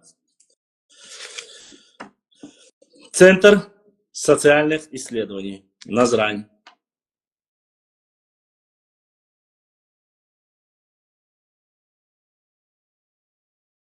Первая строчка, я все зачитывать не буду. Эти книги были распространены, эту книгу нашли в Тверской библиотеке, и мне оттуда, выкупив ее, привезли, поскольку это является полное осквернение и оскорбление моего чеченского народа. Первая строка, если вы вдруг думаете, что это научная работа, и она не касается чеченцев. Этноним Нохчи до монгольских походов в источниках не упоминается. Этноним Нахчиматьяне, приводимый в армянской географии VII века к этнониму Нохчи, как и самоназвание чеченцев, не имеет никакого отношения. Слово Нахчиматьяне происходит от слова Нах, народ, от Нах происходит Нахче, страна народа Эздела. И слово Мата на древних языках означает страна, край, племя. Сравните с ингушский Моттиг, место, Мот, язык. Нахчиматьяне – это древний ингушский этноним, имеющий отношение к племенам кабанской культуры, тождественный древним античным грузинским этнонимам Малх, Кавкасиане и Дзурзуки. Этноним же Нохчи, как самоназвание чеченцев, возник намного позднее. О нем речь дойдет позже. Наверное, то, что пишут многие чеченские исследователи, будто бы ингуши являются чеченским токумом, то есть племенем, то есть племенем, пишет он. Точка. Как заканчивается. Соблюдать эздил очень трудно. Его нельзя привить взрослому человеку. Он должен быть в крови. В духе эздила ребенка нужно воспитывать. С самого рождения эздил должен впитываться в кровь младенца с молоком матери. Отойти от эздила, не соблюдать его, остановить его легко. Но человеку или народу, у которого не было эздила, невозможно приобрести его, но научиться эздилу. Поэтому мы говорим, что не ингуши произошли от чеченцев, а чеченцы это те ингуши, которые смешались с другим народом, не соблюдавшие эздил. Как доказательство происхождения ингушей от чеченцев, из книги в книгу чеченские авторы переходят в положение о том, что ингушские фамилии Ахриев, Ляновы из Фуртога происходят от чеченского рода Дышни. Но в заявлении самих дышнинцев, дышни сами являются выходцами из Ингушетии. Они всегда заявляли и заявляют, что по происхождению являются жайрхвай, жайраховцы, Ляновы, Ахриевы. И дышни имеют общее происхождение. Но предки Ахриевых, Ляновых никогда не жили в Чечне. И они никак не могли оттуда прийти в Ингушетию. Это вообще два разных государства. В Чечне они никак не могли прийти. Ниже мы проводим генеалогию Боровых, Ляновых, имеющих общее происхождение с Ахриевыми и Дышней. Дальше зачитывать бред, я думаю, не стоит. Идрис Урусханович Абадиев, происхождение чеченского народа. Редактор Нурдин Кадзоев. Сдано в набор 28 числа 7 месяца 2014 года. Подписана печать 01.07.2014 года. Экземпляр 1000 штук. Подготовка печати опечатана ООО «Пилигрим». 368-102, Республика Ингушетия. Как ни иронично, улица Чеченская, дом номер 5. 2004 год. Идет война, льется кровь у братьев чеченцев. Данный человек совместно с их же ученым напечатал 1000 брошюр и распространил его везде. Что нужно добавить? Бюрже 1859 год. Зачитывать его труд я не буду. В этой книге четко указано Чечня и чеченцы, что все и ингуши, и чеченцы, назрановцы, галашевцы, все являются чеченским народом. Человек, который жил 150-180 лет тому назад, утверждает одно, а этот человек утверждает такое. Делайте выводы сами. Так, Башлам. Сколько лет примерно мечети в Макажое? С 9 века говорят. Некоторые говорят 7, некоторые говорят 9. Но 7 я не верю, я думаю, что более правильная датировка это 9 век. Этот Нурдин написал что? Написал, что Карачай и балкарцы древние ингушские. Ну, наверное. Я не знаю. Тут только одно. Выход Гузеевой со своей фразой. Ты силен сегодня, Башлам. Неужели зверин выпил? Нет, я выпил нохчий компот. Бисмилля, шупур бансани. Должен архивный документ.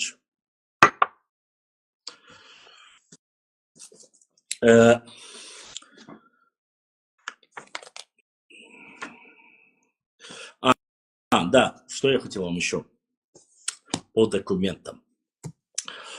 Касающийся Сванетии, что в основе основали там основатели Сванетии, переселения. Ассаламу алейкум, что по поводу орства, которые половина записаны как ингуши? Ну, я тут уж ничего не сделать не могу, половина я бы не сказал, там, четверть, алейкум ассалам, четверть представителей нашего орства записано. Другая четверть является, четвертая часть является,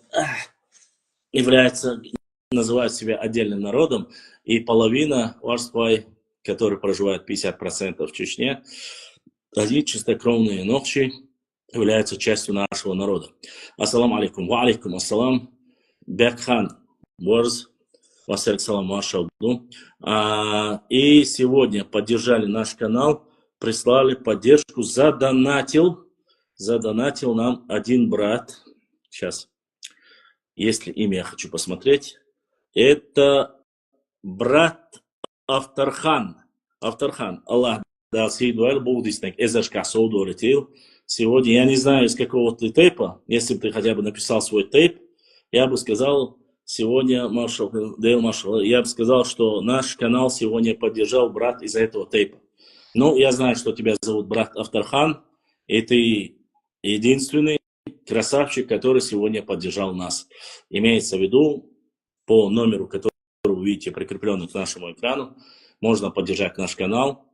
Данное финансирование идет для поддержки нашего канала, приобретения все новой и новой литературы, карты. К сожалению, он сейчас в последнее время не показывает карты, но мы ждем так сказать, подлета новых наших карт, которые найдены были, не найдены, а куплены были в Великобритании одним из наших братьев, который является достойным сыном нашего новчего народа, и он достал нам очень хорошие карты.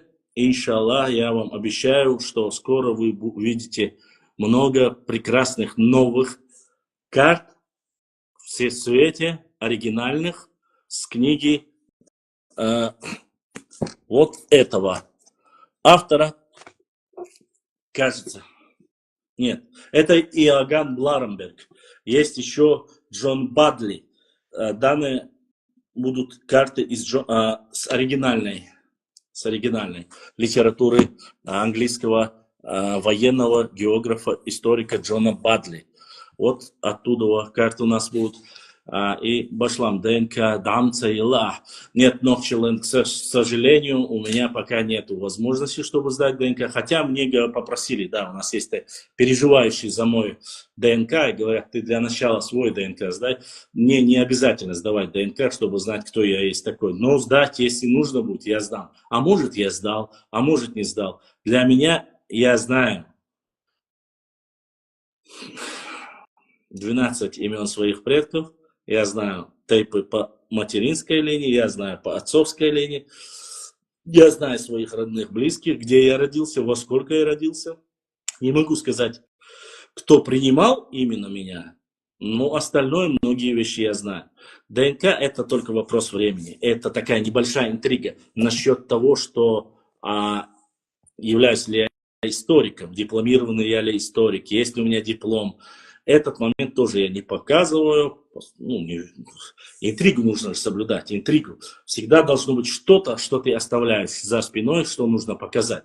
Вот, по истории. Да, обязательно мы про новые материалы подготовим. Есть еще кое-что о чеченцах. Вот такая очень старая книга, чтобы было видно. Видите? Кое-что о чеченцах. Такая старая, такая. И огромная благодарность моему брату Луам Айлер Луам Айла Оласуну с города Шали. Это достойный наш брат, который поддержал нас не столько финансово, деньгами, сколько литературой, которая очень важна и нужна для нашей истории. Вот. Есть еще пару новых проектов, да, Аллаха, мы их тоже, я не хочу заранее забегать, чтобы не сглазить. Вот. И есть еще один брат наш, который проживает за границей. К сожалению, не к сожалению, а к радости, так сказать, этот брат, по крайней мере, обещал и идет плечом к плечу, как и Ибраим наш с Германии. Он помогает нам материалами научными и не хочет, чтобы о нем говорили. Он, конечно же, огромная ему благодарность за его поддержку моральную, духовную.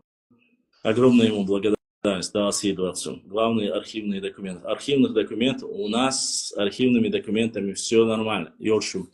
Алгайша цахум дукхи цатхатуш лилваш Ивлоев ворк. Он же в 300. Насчет Ивлоева. Друзья, этот миф уже давно разоблачен. Насчет того, что Валар создали ингуши, это полнейший бред, неправда и фейк. Первые поселенцы на Валерике уж точно были не ингуши, это потомки и Ахмерза, это Илам Ахи и остальные общества чеченские, ну уж точно не ингуши. Если вас так сильно это устраивает, если вы так сильно хотите. Мы обязательно опубликуем это. Там была сходка. Этот парень не живет там. Он болтать, конечно, может и болтал. И это вырезано из контекста. Там был Черто, как раз который в данный момент сейчас находится в эфире. И он задал этот вопрос. Но он задал его в другом контексте. Сахаттан жуап ло лока. И мы, сейчас я отвечу на ваши вопросы, и мы, конечно же, максимально всю работу, которая есть, провели встречу, они сказали, что мы ничего не открывали, это село не мы основали, то есть с ними поговорили достойные сыны Нохчи народа из представителей Экки, что этот парень вообще не в курсе, он и там почти не жил, где-то он в городе они живут и так далее и тому подобное. То есть информацию он не обладает, а то, что он ляпнул с дуру. Вы можете проверить, а кто основал реально Валерик, и кем, и какие там были войны, кого убивали, какие общества там во время этих инцидентов, еще в те времена. Мы об этом расскажем. Башлам, откуда документы? Какие именно документы тебе нужно сказать? Документы в книгах, документы в архивном управлении, везде документы. Так, дальше. Кто тут? Ассаламу алейкум, башлам. Ва алейкум ассалам. Бюс дикюэл масера нохчикам дал аус мукшлуэл вайн масана дал юзил дал ла дал там. Что скажешь про Хаскалинскую башню? Скажу, что Хаскалинская башня является одной из самых древних, по крайней мере, в этом Калинском районе. Салам Маршал, Уардлову, дальше. Бекан, Башлам Денка, Дамсаил, Ацаил. Поддержите, братья Башлама, клянусь Аллахом, я бы поддержал, если бы не санкции. ДРС Крыл, Черто, братан, да, Сейдуэл. Все, кто желает поддержать, кто в России, вы видите снизу карту, номер. Можете задонатить, если вам нравится, вы поддержите. Если вы живете в Европе, нужно зайти через YouTube канал, там есть программа Donation Alerts, и с любой страны мира вы можете задонатить через YouTube. Также есть криптокошелек, если кто-то умеет из молодых пользоваться криптокошельком, вы можете туда тоже задонатить. Все эти три платформы работают, и кто бы не задонатил, мне приходит сообщение, я или называю его тейп, если он не хочет, чтобы имя назвали, или называю его имя. Так что, ну, как я сделал в данном случае с нашим братом, который сегодня задонатил. Пока он только один, но ничего, альхамдулилlah, что хоть один есть. Главные архивные документы. Ну, я не могу говорить о всех своих источниках, каким образом мне достаются архивные документы, в свободном они доступе или не свободном доступе. Ну, допустим, возьмем вот историю. История Чечни. Ну, чтобы было понятно, да? Эту книгу кто напечатал? Главное архивное управление Чеченской Республики. Смотрим внутри. Каждый вот этот документ, видите, статья, каждый этот документ является, допустим, это письмо князей чеченского владения Арсланбека Бартыхана Мухаммада Айдамирова к кизлярскому коменданту и Л. фон Фрауендорфу. И здесь написано, откуда взят этот документ, где он взят, с какой книги, номер какой, ЦГА, РД, фолиант 379 и так далее и тому подобное. Ну, тот, кто занимается этим, посмотрите, здесь вы можете найти это. Так. Бекхан, Тхахаттар Сюбхаца Качон, там нету твоего. Салам дела. И вот следующий твой вопрос дошли. Башлам, Бетировы, осетинская фамилия, корни с Чечни, известно что-то. Бетировы очень много фамилий в Чеченской Республике. Имеют ли они к осетинам? Нет. Что есть ли какие-то представители в Осетии, представители Дегорции, поэтому я сказал вам, есть определенные фамилии, которые относятся к потомкам Ахмерза, то есть акинцам, лам-акинцам, от которого произошли, и после этого они владели Дарьяльским ущельем, Лорс и Дударовы и все остальные, это представители непосредственно нашего Нохчи Тейпа Лам Эхкой, то есть от них ответвление. Потом, само собой, они остались там ассимилировали и стали дегорцами. Они имеют прямое отношение к нам, к нашему чеченскому народу, имеется в виду вот непосредственно и ДНК вроде бы подтверждает это, и научные материалы по этому вопросу есть, начиная с Амада Сулейманова, когда я разговаривал с ныне покойным Далгеш-Досом Хизрием Хаджи Ахмедович, он тоже полностью подтвердил это и сказал, что да, их корни являются нашими. Так, документы я сказал, откуда, не все документы, а при хорошей поддержке, Башлам, ассаламу алейкум, что скажешь про эту книгу? Общественный строй.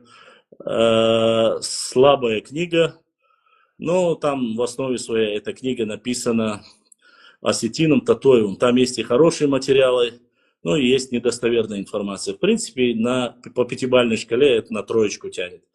Вот так я скажу. Сегодня сам пока должен, да, в эфире, у меня прямой эфир идет на Инстаграм, Ютубе по истории Чечни, Ребят мобил. Так, дальше, до архивной Киевче. В целом вопрос о границе открытый или закрытый. В целом вопрос о границах закрытый. Руководство Чеченской Республики, руководство Республики Ингушетии вопрос закрыли. Демаркация уже проведена, то есть границами вопрос уже решен. Поэтому тот, кто поднимает данный вопрос, не имеет никакого отношения ни к руководству, ни к общему мнению, поскольку чеченцы по братским взаимоотношениям со своими братьями-ингушами отдали спорные территории 77 тысяч гектаров, и вот на этом те же вернули в свою очередь горную часть, которая была незаконно взята в 2009 году и присоединена к Ингушетии. В то время, вот вопрос закрыт уже имеется в виду. Ну, задают люди вопрос, я отвечаю. Дальше. Читаем дальше. В то время, когда я задал эти вопросы тому Евлоеву, как раз ингуши нам доказывали, что пол Чечни это ассимилированный ингуш. Да, это говорил Абадиев, он говорил, что ингуши больше ассимилированы, что они отказываются от своего ингушского и становятся чеченцами. А Чертов пытался доказать, сказать, что те, кто себя считает ингушами в Чечне, они остаются ингушами и ничего более. Там не было никакого подвоха или какого-либо там провала, ничего такого нет. Это просто вырезано из контекста. Но, несмотря на это, достойные представители нового народа, которые знают реально историю селения Валерик и являются коренными жителями и реально теми, кто основал это селение, пришли, пообщались и узнали, кто есть кто. Должда архивный документ. Щеку я сваша. На пятерочку Башлам. Не знаю, пятерочку или шестерочку. У вас шестерочка, у нас пятерочка, мне без разницы. Башлам, было бы очень интересно послушать по поводу Абдулхакима Исмаилова. Почему он сказал, что является кубыком? Расскажи мне свое мнение. По этому вопросу я не могу вам ничего ответить. Почему он сказал? Ну, насколько я знаю, по короткой информации, то есть полевому материалу, его родные сказали, что он болел. И что он болел, почему он высказался, я не могу знать. Он высказался, сказал то, что есть. И тут один нарнеец пишет мне, не мне, а нам всем пишет. Вопрос закроется, когда мы его закроем. Вы это кто? Безродое, бесполое существо, которое боится написать свое имя или показать себя, зайти в эфир и доказать аргументами? Это ты про оно говоришь? Ну, если покажешь свое лицо, можешь назначить официальную встречу, договориться на соборделаш. Ваша эфире YouTube ча, эфирю союз, Instagram ча, YouTube ча по нашей истории. Цундер пока се ищется, но ты хазронсо.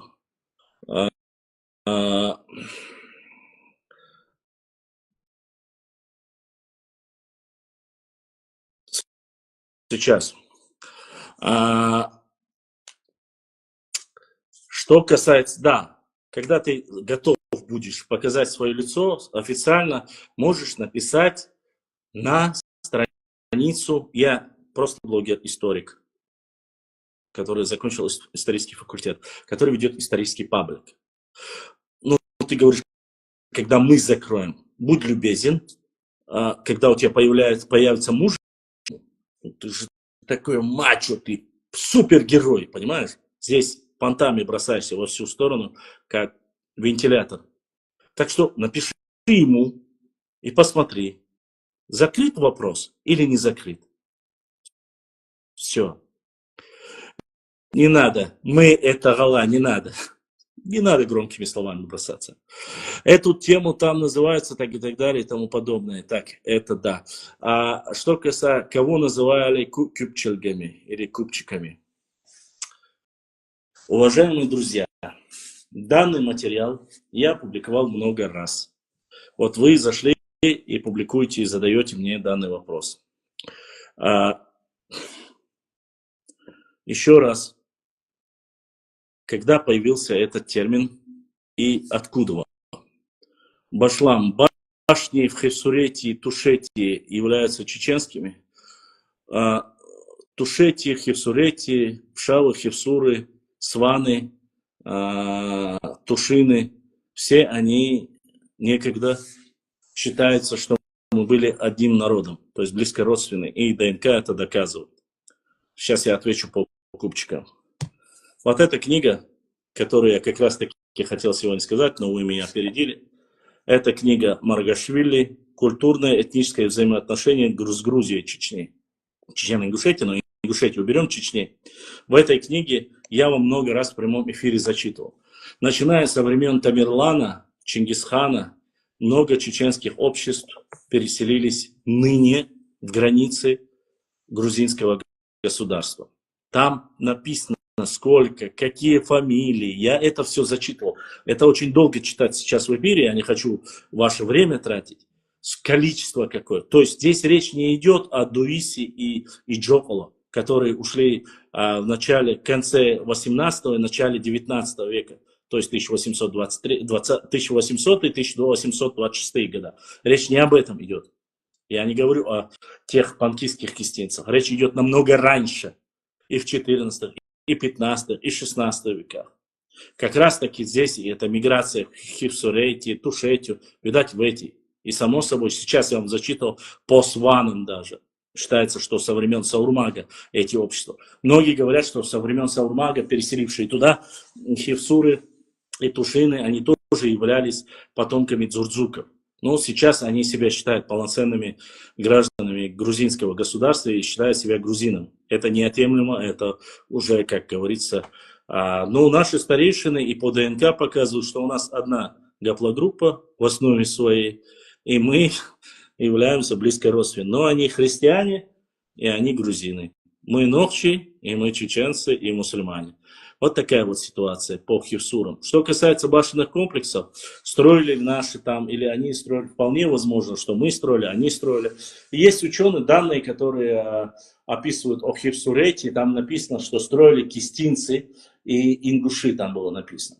Я эту книгу сфотографировал и опубликовал. И указал, что чеченцы, и многоточие поставил. То есть кистинцы, еще не факт, что это построили именно ингушские кистинцы, то есть вякпы. И чеченцы, и ингуши являются кистинцами. Возможно, эти башни, которые были в Хевсурете, построили и чеченские мастера. А возможно, и ингушские. А возможно, и вместе. Потому что в то время, может, если это было в 16-17 веке, это очень странно. Странно в некотором плане. В каком плане? Почему-то хевсурские башни, они там, допустим, 16, 17 века, 15 века, грубо говоря, да, сравнимы с нашими терлоевскими, майстинскими, то есть наши 12 века, 11, 13 века, 14 века. А соседнего региона, там башенные комплексы 18-19 века. Почему-то получается так, я не говорю все, почему-то получается так, что у себя ты строишь башенные комплексы намного позже, чем у хевсуров или у чеченцев. Или получается так, ты строил, археологи то, что нашли останки башенных комплексов, самые древние башни, это 5 века в Чеченской республике, в Харачое. Ты построил в 5 веке башенный комплекс в Харачое. Ты построил похожий на грузинские Хуайскую башню там. 13 веке, 14 веке. Макажоевскую, 13-14 век. Там Шароевские башни, ты в Тушете построил. Везде построил 13, 14, 15 веках. А себе построил в 18-19 веках. Ну, как-то это нелогично. Да и плюс это невозможно было просто гипотетически. Возьмем все население. Во-первых, они должны были быть достроены в течение 1 года. А это должны быть сильные мастера, и причем их должно быть немало. Камень нужно обтесать, камень нужно подготовить. Один человек за год построить такую башню не сможет. Никогда не сможет. То есть один человек. Если он даже будет каждый день ложить по одному камню, а мы знаем горную часть нашей Родины, как она выглядит, мы знаем, как это возможно или невозможно, тоже знаем. То есть это невозможно. А в 1801 году уже все вместе посчитанные общества, и мужчины, и женщины, по статистическим данным царской России, это 8-10 тысяч человек ингушей. В начале 19 века. Всего всех женщин, детей, стариков, мужчин, всех вместе 10 тысяч. Плюс-минус 9 тысяч, 10 тысяч.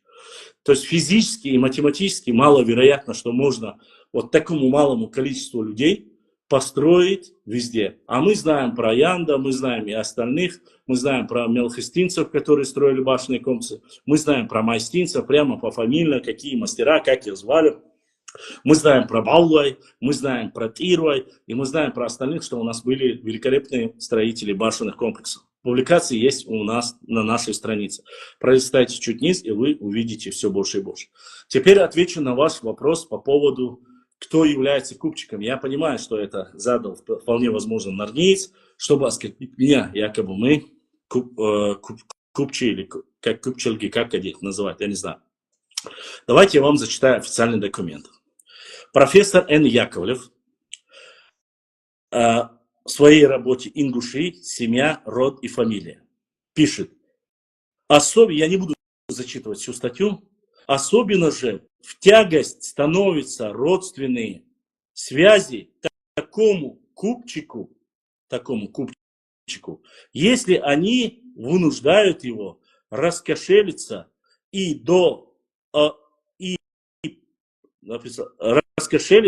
запятая, по обычаю оказать денежную помощь какому-нибудь бедному родственнику однофамильцу.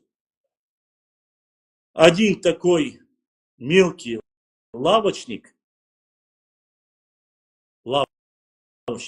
искренне жаловался мне, что вот сейчас приходится ему принимать у себя своих родственных однофамильцев, которые он считает настоящими ворами. Ему приходится не только скрывать свое возмущение, но и кормить в своем доме целую ораву непрошенных гостей, всячески ухаживать за ними, изображать из себя приветливо. Вот так описывается, кто такие купчики Яковлев. Это название дают богатые ингуши бедным своим ингушам. Это описывает профессор Н. Яковлев. Вы можете найти данную статью. Ссылаясь на это, тогда решайте сами, кто является купчиком и кто не является. У нас в Новчи такого нет.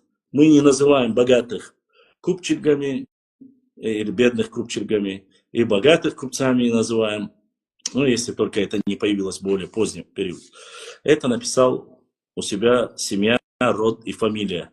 Профессор Яковлев, ингуши. Можете посмотреть. Надеюсь, я ответил на данный вопрос. Вы спросили, я ответил. И нам.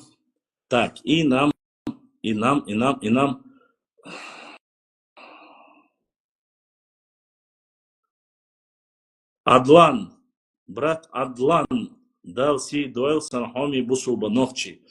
И вот Адлан тоже задонатил и помог нам сегодня. Адлан, дерезхил, дал си дуэл. Богдиснак эзершка соудуэлитил. Дерезхил за поддержку. Ты второй человек, который нас поддержал. И как раз, когда я говорил, нас поддержали также гендергноевские волки, гендергной Тимур из Гендерна. Тимур Гендергноевский нас поддержал, Гендергной, дал сей дуэл, ногчи берзлай, дал духдах дуэл. Огромная благодарность, то, что вы любите наш канал, то, что вы подписаны. И самое главное, что вы могли изъявили желание помочь нашему каналу. А мы, иншаллах, по мере возможности, когда соберем определенное количество, по крайней мере, наберем нужную сумму, купим на нее очень нужное и важное и книги, и карты для нашего канала, чтобы мы могли проводить более интересные и, само собой, рассказать вам и пояснить по нашей истории. Когда они говорят про Купчи, ссылаются на чеченского историка Марьям. Я не знаю чеченского историка Марьям, такую не знаю, по крайней мере. Какая там Марьям и какой там историк, мне неизвестно, по крайней мере. Мало ли таких Марьямов. Авторхан, Тимур и Адлан. 3 человека поддержали. Ну, хорошо, хоть 3 человека. Ибрахим, сколько нас в Ютубе? Есть ли вопросы на Ютуб-канале? Если есть, задавайте. Так, дальше. Башлам, я тебе признаю, что наша задача это вернуть наши малхи экки орства, которые вы присвоили. И как только нам это удастся, процесс разложения Чечни начнется. Ваше руководство допустило грубейшую Наше руководство допустило грубейшую ошибку, когда они не обратили внимания на таких сепаратистов, как вы. Вы сепаратисты, вы террористы, вы разжигатели, подстрекатели. Было бы, наверное, хорошо, если поэтому же вы не показываете свои лица. Понимаете? Вы боитесь то, что вы несете. Вы говорите, мы своих мелхи экки. Как вы можете мелхи экки говорить? Мелхи экки, лом экки, древнее вас. Древнее. Как они могут быть вашими? Вы можете быть ихними, может быть. И простите за мой такой язык. И, конечно же. И да, как раз таки 140 в Ютубе. Блин, я когда был в Ютубе, проводил эфир, там было 300 с лишним. Ну да ладно. Уважаемые друзья, еще раз, мы зарегистрировали, несмотря что норвийцы попытались сделать быстро свой домен, взять Дзурдзуки, у нас есть тоже братья, патриоты, настоящие нохчи, которые болеют, и мы знаем, что мы это и есть Дзурдзуки, заняли домен, который называется www.dzurdzuketia.com.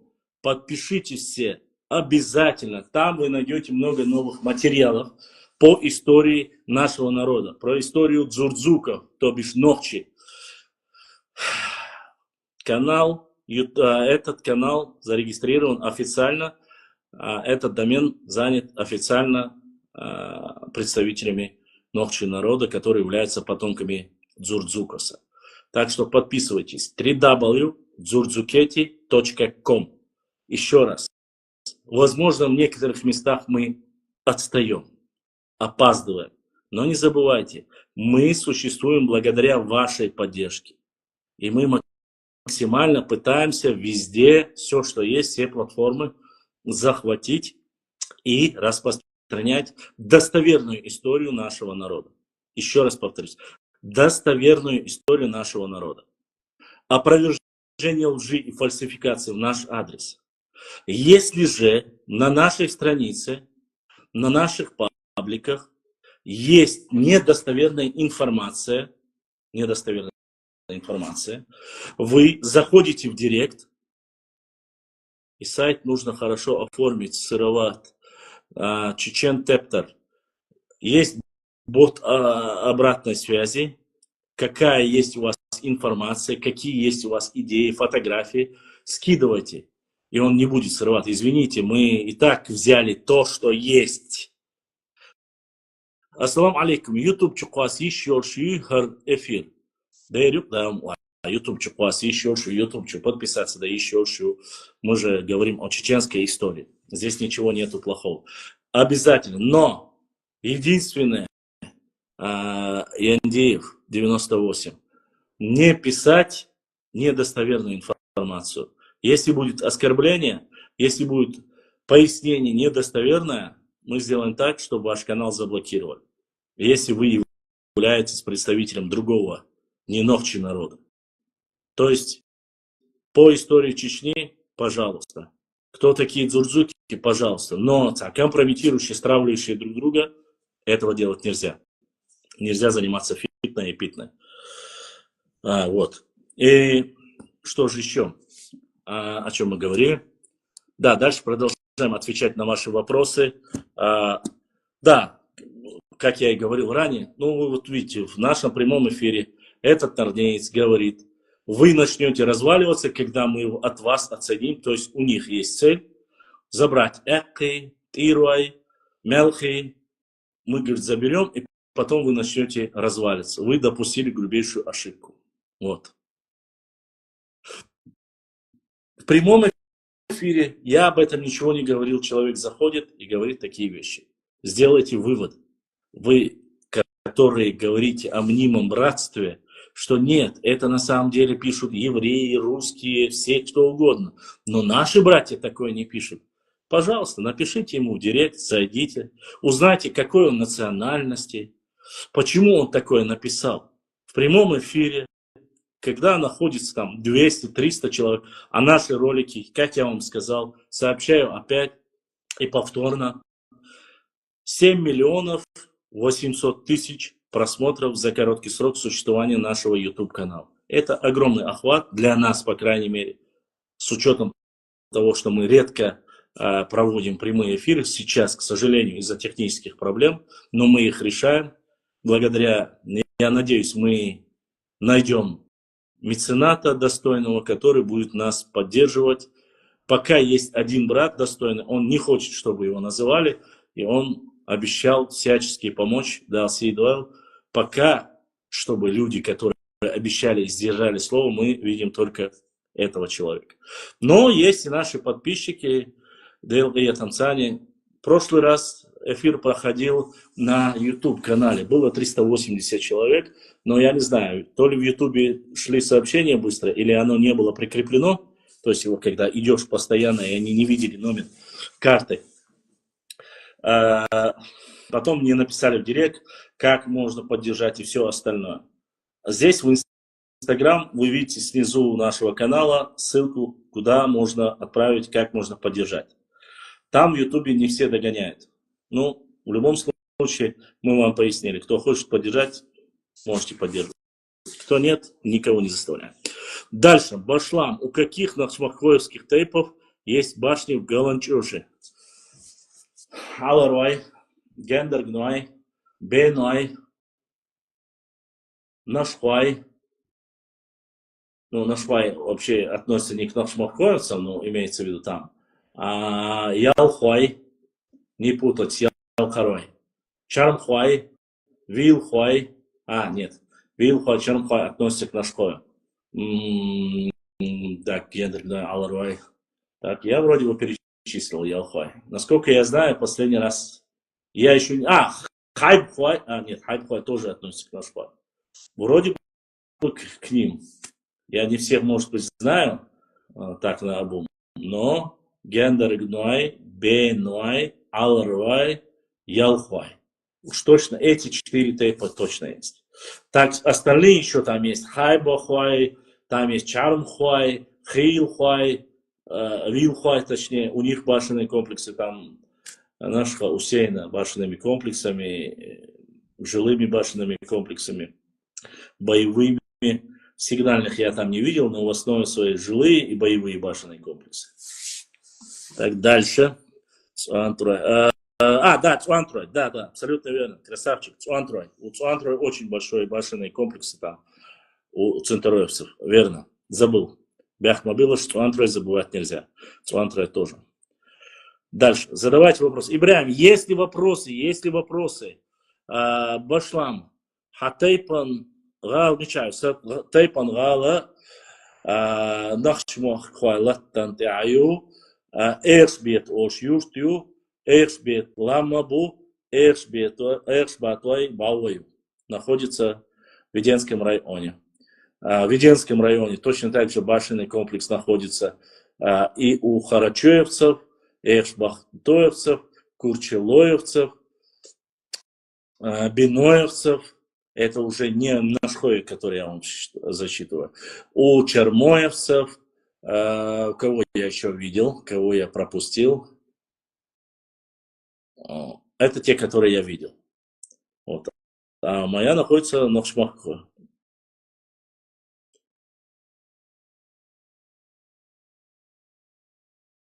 Вилх, ага, не, я перепутал, значит. Не Вилхой, Вилхой. Там есть. Они тоже к нашхоевцам относятся. Дальше.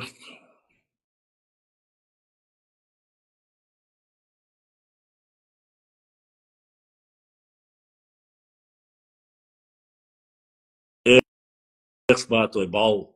Цемиштю. Иштмиштюк. У нас есть башни в Галанчуже. У нас это кто? Чеченец Ялхарой. Башлам, я слышал, что Шарой это акинцы, акинский тухум. Ты не слышал об этом? Нет, это ошибочное мнение, это недостоверная информация. Шарой это Шарой, но и те, и другие, и лам эхки, и эхки это нохчибу, и те, и другие. Но это не является одним и тем же тейпом. Или тухум, тем более. Если бы ты сказал, чеберлоевцы и шароевцы это одно и то же, еще можно было бы сомневаться. Башлам, тебе донаты с ТикТока доходят? Воша, вроде бы доходят. Если я не ошибаюсь. Ибраим вроде бы говорил, что Ибраим доходит, там нужно что-то купить, что ли, что-то потом обменять. Ибраим, наверное, пояснит вам. Мефсиген. Вроде бы есть. То, что там есть в ТикТоке, это тоже наша страница, ведет ее Ибраим. Можно там, если там есть открыть счет, я думаю, что Ибраим, если присоединить номер карточки отсюда вот туда, то по нему точно так же можно поддержать наш канал. Конечно же. Что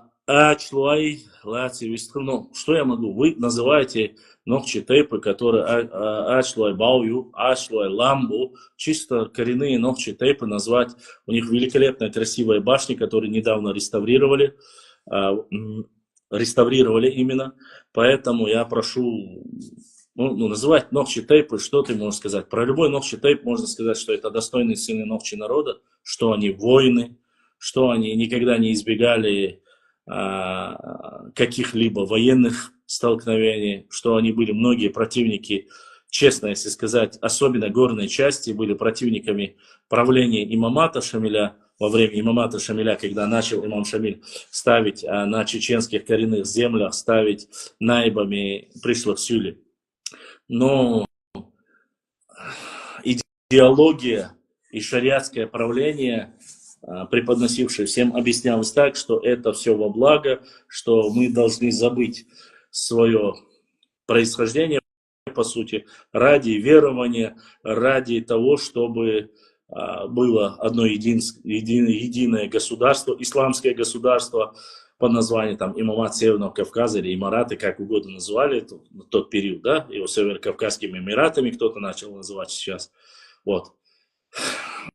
Но в основе своей это не обозначает, что они были. Да, конечно, при подавлении некоторых, допустим, шароевских тейпов, чеберлоевских тейпов, Шамиль пытался задействовать их, но в основе своей против своих чеченцев не шли. Я вам говорил про шатоевского наиба, Батуку Шатоевского, который очень любил имам Шамиль. Батуку Пантоевский был очень одиозным, очень сильным воином, всегда был, никогда не предавал и всегда шел на пути, который с самого начала он выбрал. Но его назначили непосредственно наибом Шатойского района, если я не ошибаюсь, в тот период. И по преданию, по информации, которая у нас была, многие шатоевцы его за это не любили. Не за того, что он там является там нехорошим человеком, недостойным, не сильным. Нет. Просто из-за того, что он был представителем имама Шамиля. Если бы руководитель был бы чеченец, то, само собой, бы шатоевцы его носили бы на руках, поскольку он был бы любимцем чеченского предводителя. То есть вот таким образом мне объясняли. Но это нисколько не умиляет его военную тактику. Батуко Хамтоевский был один из самых сильнейших наибов имамов Шамиля. Наибов. Опять же, сильнейшим это не обозначает, что там не надо его сравнивать с Шуайб Мулой Центаровским, которым был генерал, там, да, генерал армии имама Шамиля, который по тейпу был Цуантру. И не надо его с Эски сравнивать, там, Чертоевским, грубо говоря, он был из тейпа Черту. Или Ахмадом Автуринским сравнивать, который единственный посмел по шариату у имама Шамиля отказаться от некоторых вопросов касаемо потомков и жен наибов, которые погибают в бою и так далее и тому подобное. То есть я никогда, или Талхига Шалинского, ну и так далее, и тому, Байсангура Биноевского, каждый они по-своему были сильнейшими воинами и наибами, которые шли до конца. Вот. Ну, до определенного да, момента. Так что я не сравниваю их между собой, а так. Башлам, а правда, что шаройские и чеберлоевские самые близкие древние диалекты чеченского языка? Да, было время, когда считалось, что они считаются близко родственными, да, это верно, диалекты. Они считались в одно время самыми древними, но сейчас, насколько я знаю, когда после изучения, после поездки в Итумкалинский район, оказалось так, что на первом месте сейчас кто это решил, как это решил, я не знаю. Я не могу вам сказать это. Почему? Потому что ученые, наверное, исходя из слов, исходя из количества запаса древних слов чеченцев, считается одним из кистинских диалектов, считается одним из древних. Кистинский диалект – это симбиоз между галанчорским и итумкалинским. То есть теперь он считается, он сохранился в Панкисе, в Ахметовском районе, он считается одним из древних. Потом идет уже Чеберлоевский, Шароевский и так далее, и так далее. Вот. Всего у нас 7 диалектов, 10 говоров и так далее. Насчет шароевцев я не слышал, насчет чеберлоевского диалекта слышал от всех тейпов и тухум. Но это и есть. Шаро и Чеберлоев там фактически один в один совпадение. Там очень сильное совпадение между шароевцами и чеберлоевцами. Просто элементарно ты можешь поехать послушать чеберлоевцев и шароевцев. У них все рассказы, все сказания друг о друге. То есть там не разлей вода, на самом деле, шароевцы и чеберлоевцы. Ну, хотя мы все один народ, и те шутят про шароевцев, эти шутят про чеберлоевцев. Короче, все нормально в этом плане. Какой древнее, это, наверное, все-таки зависит от багажа слов, от их, как говорится, большинства, сколько их, какие слова, насколько они древние, наверное, исходя из этого. Но это, опять же, нужно спрашивать у лингвистов. Мы же занимаемся историей, а лингвисты это чуть-чуть другие люди. Древнее нас были только владельцы динозавров. Я думал, мамонтов, динозавров написано. Вот, пишет такое там черту. Дальше смотрим. Больше вопросов нет. Если вопросы с YouTube канала, если кто-то хочет в прямом эфире пообщаться, можете нажать вот эту камеру с плюсиком. Возможно, вы сможете, показывая свое лицо, задать мне вопрос. Аудио вопрос или видео вопрос. Чингисхан перешел запад и восток благодаря ингушской сотне Алкиршда. Должен архивный документ. Часто гургалиец лети это на руках. Не понял вопроса, честно сказать. Моша. Такой вот. Вот такие вот вопросы. Цель это. Ага. Какие есть еще у вас вопросы? Задавайте вопросы. Так, посмотрим. Ага. Нет, раз, два, три, все. Бил твой чунгруа, бей твой зан твой, и энгной есть башни где-то.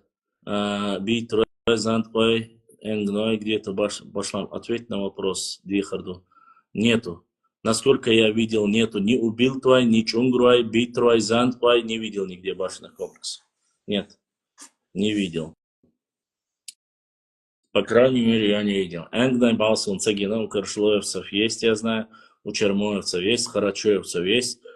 Эксбахтоевцев есть. Эрсной тоже не видел. Вроде бы у них нет еще. Не восстановили. Башлам.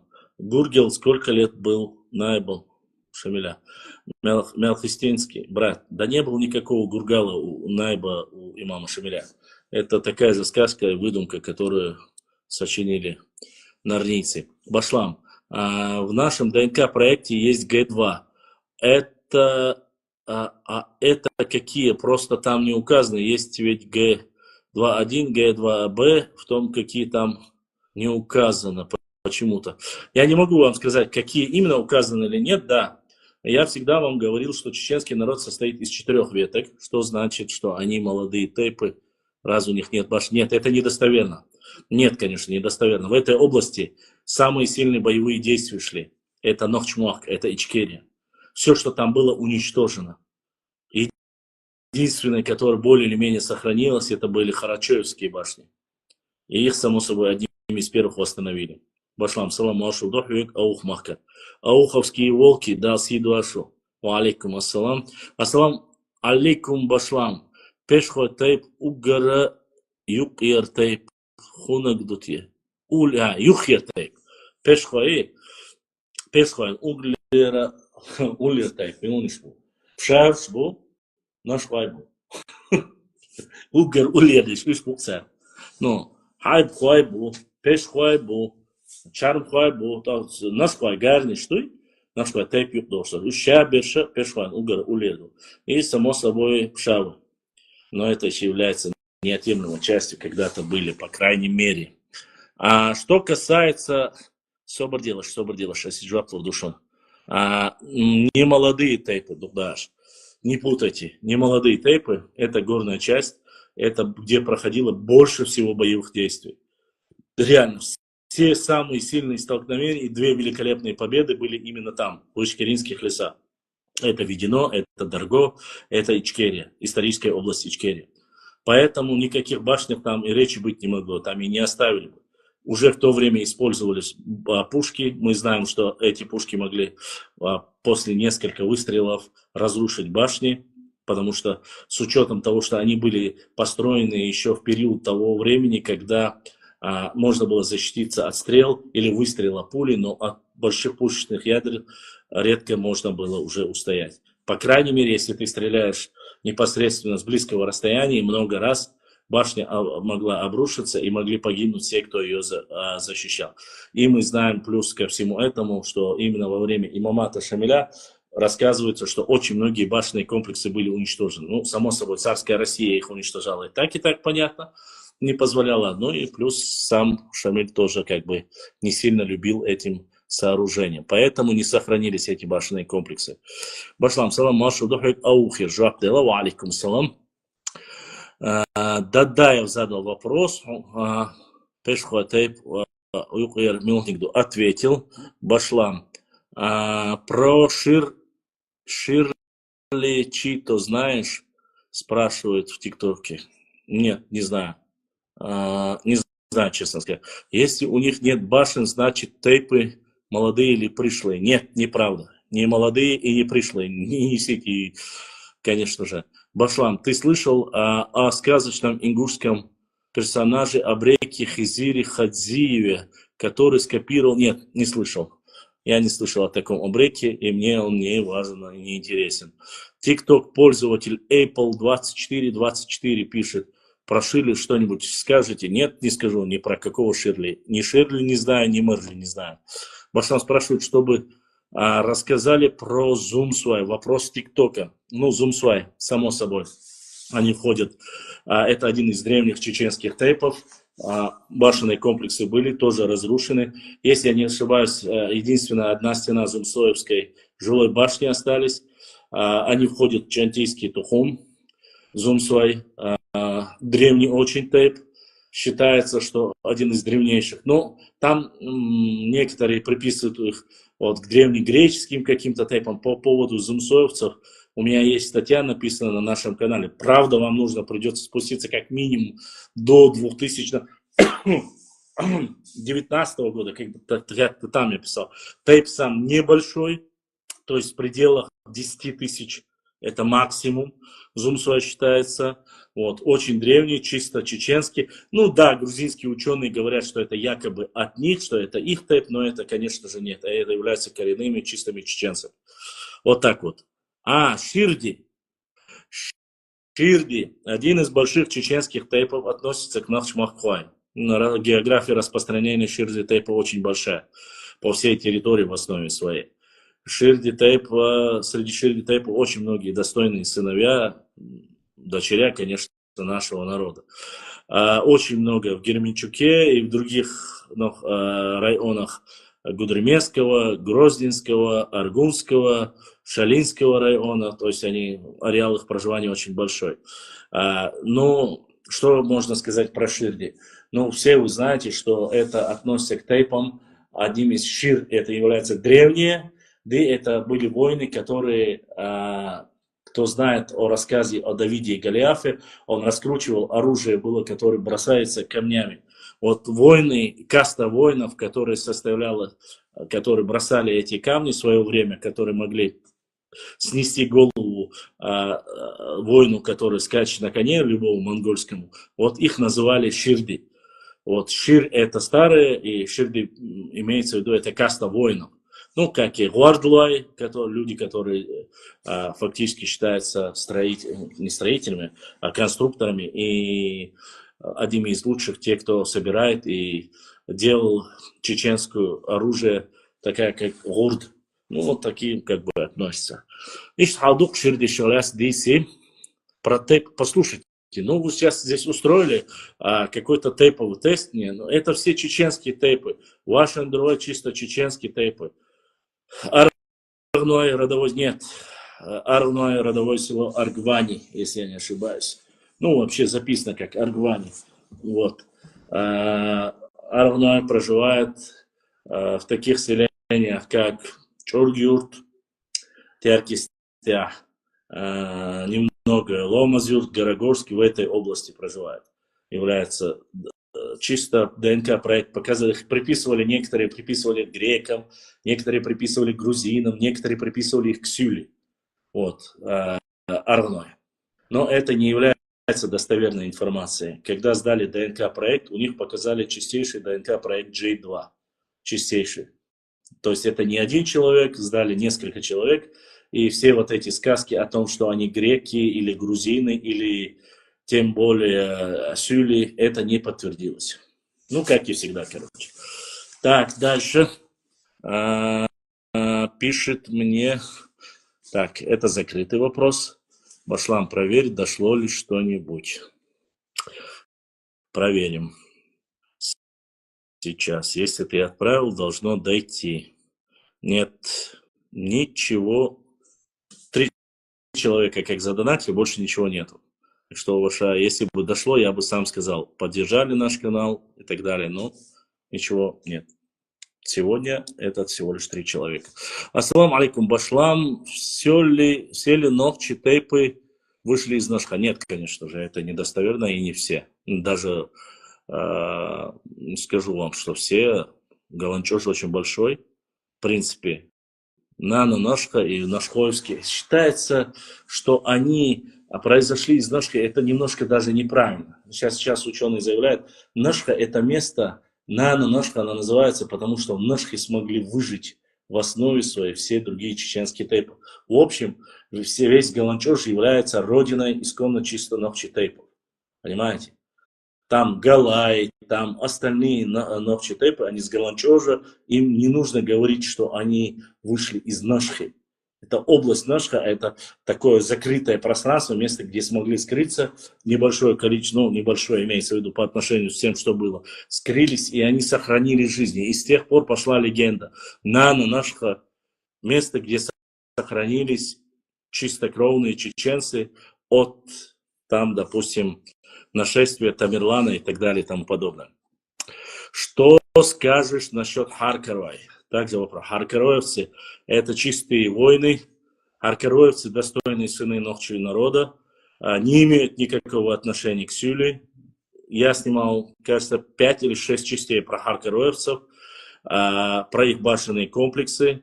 Посмотрите на моем канале, буквально этим летом я полностью заснял башенные комплексы, большие селения, такие как Харкерой. Они защищали правую сторону этой реки, левую сторону защищали Уарсвай. Они противостояли, они находятся на возвышениях против тех кочевых разных сюли племен, которые нападали с той стороны. То есть они защищали нашу родину, в том числе Чеберла. Это первая оборонительная система. Там с той чутью северная часть находится селение Хуай, дальше идет Харкарвай, здесь идет Уарсвай, дальше идет Химой. Глубже идут Макажуай, Басхуай, Ишхуай, Садуай. Вроде, если я не упустил, вот так идут они. То есть это идет передовая линия, которая защищает. Это Уарсовые воины, это Харкеровые воины, которые непосредственно защищали глубину чеберлоевских нашей родины. И Харвай Тейп — это выше Хуай, на краю ущелья, на той стороне. Я знаю, где находится, я же поэтому говорю. Анди Цабюцас, там внизу что находится, Ансалте, Сюли, не Сюли, Гагатли, не Гагатли. Посмотрите видео, я же все там рассказываю подробно. Короче, про тейпы я уже больше рассказывать не буду. Сейчас перечислять все 100-200 тейпов, это я обязательно про каждый тейп напишу. Так что вы подписывайтесь на наш инстаграм-канал, подписывайтесь на наш телеграм-канал, подписывайтесь на наш тикток-канал, подписывайтесь на наш YouTube-канал и все узнаете. Про каждый тейп, про все остальное. Что скажешь про Мержуай? Мержуай — один из больших тейпов чеченских. Это достойные сыны ночи народа, относятся к Астхоевскому тухуму. Ареал проживания Мержуай очень большой, начиная от Галашек, нынешней Ингушетии, раньше это была Малая Чечня, и заканчивая Аухом. То есть в этой области, в том числе и в моем родовом селе Берткел, есть Мержуай, есть Мушхуай, все они относятся к Астхоевцам, исконному чеченскому тухуму и чеченским тейпам. Вот. Никаких вопросов. Я говорю только за территорию Чечни. Освободишь?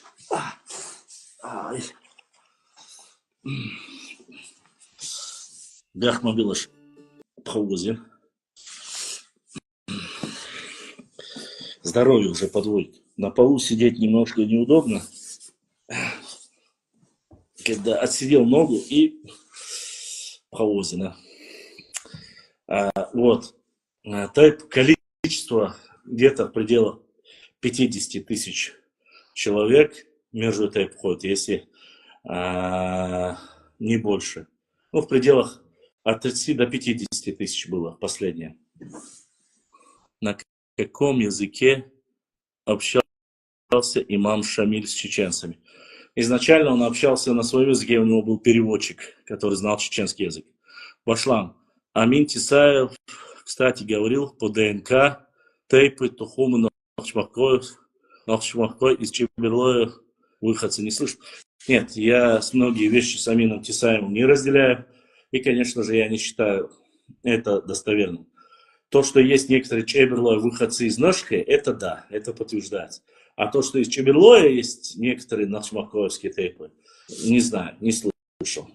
Может и есть, может он что-то нашел. Расскажи про Тумсуай. Ну, опять началось про Тумсуай, про Зумсуай.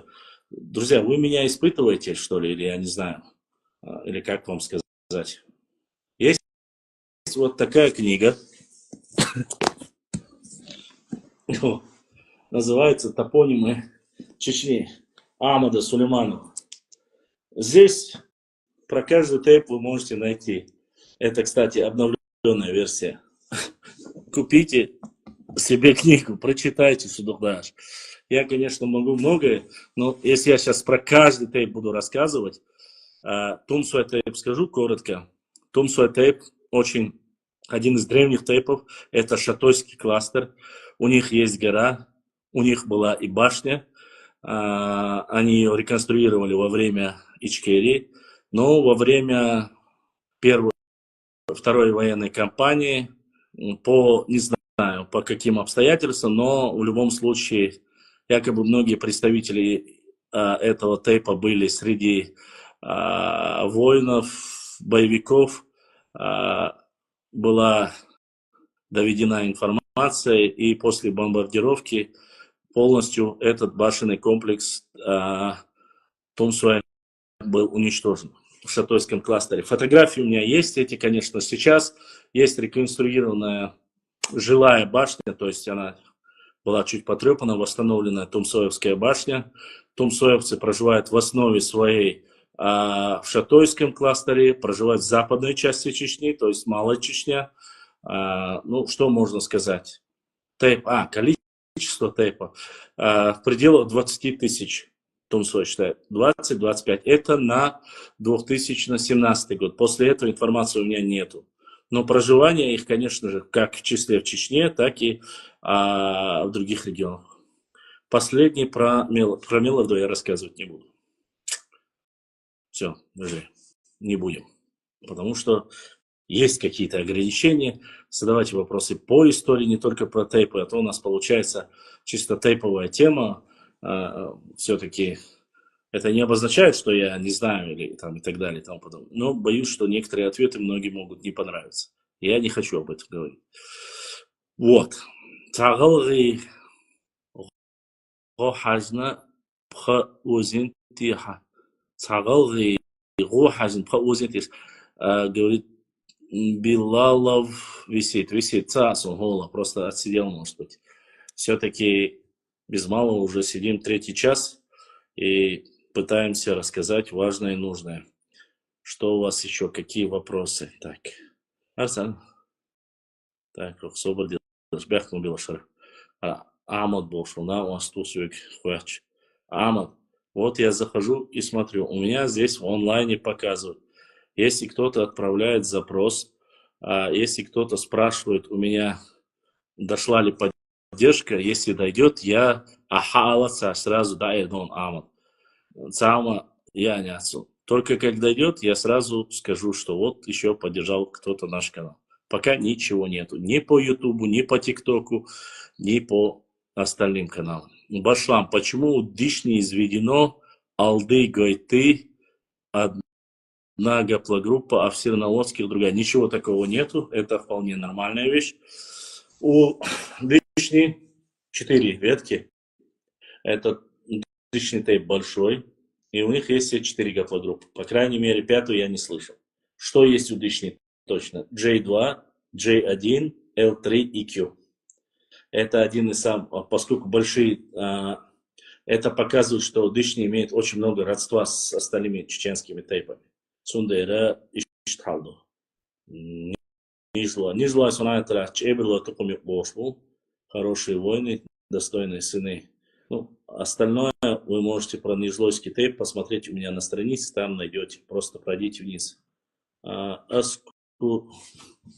Аскуратин и аспиракам против сударыгуш. Мавсигин, или как там, Мевсигн, дуйте, брат, у меня нету судорог, просто я отсидел, совсем повозили, и все. Г2 у них, они ближе к адыгам. Да, Г2 это ближе к адыгам.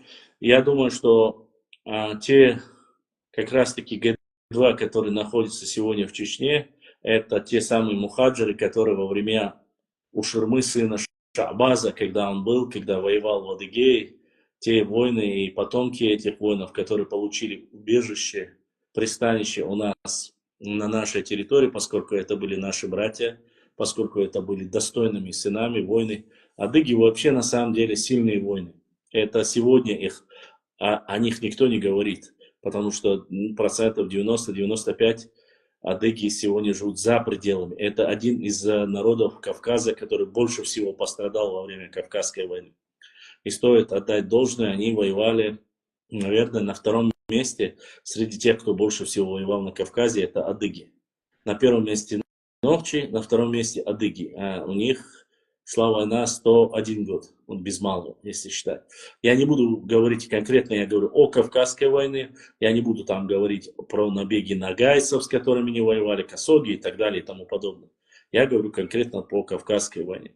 Это были достойные сыны, достойные воины, и не все они были, вот, если вы начнете говорить мне про Ивана Грозного, да, кабардинцы это и есть часть народа Адыгеи, я здесь не спорю. Но среди них были отличия их от нас в том, что у них были князья.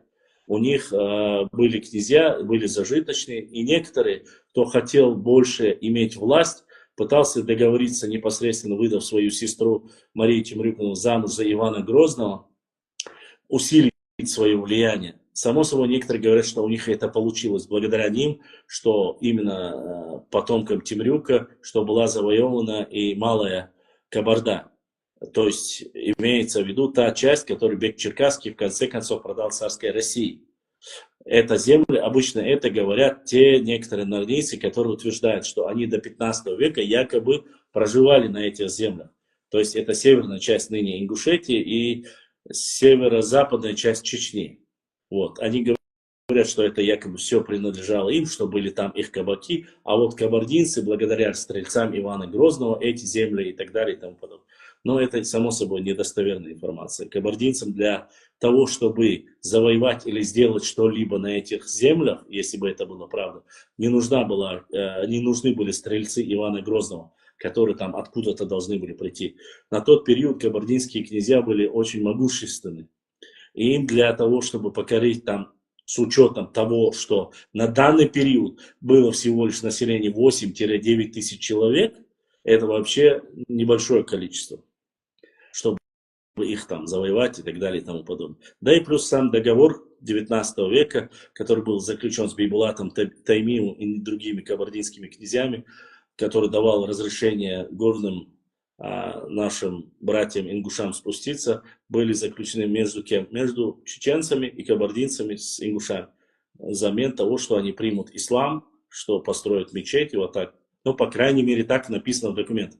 Мы такие-то, такие-то свободолюбивые, независимые там общества, обязуемся больше там не подчиняться, не платить дань, или что там было написано в этом документе, вы можете посмотреть.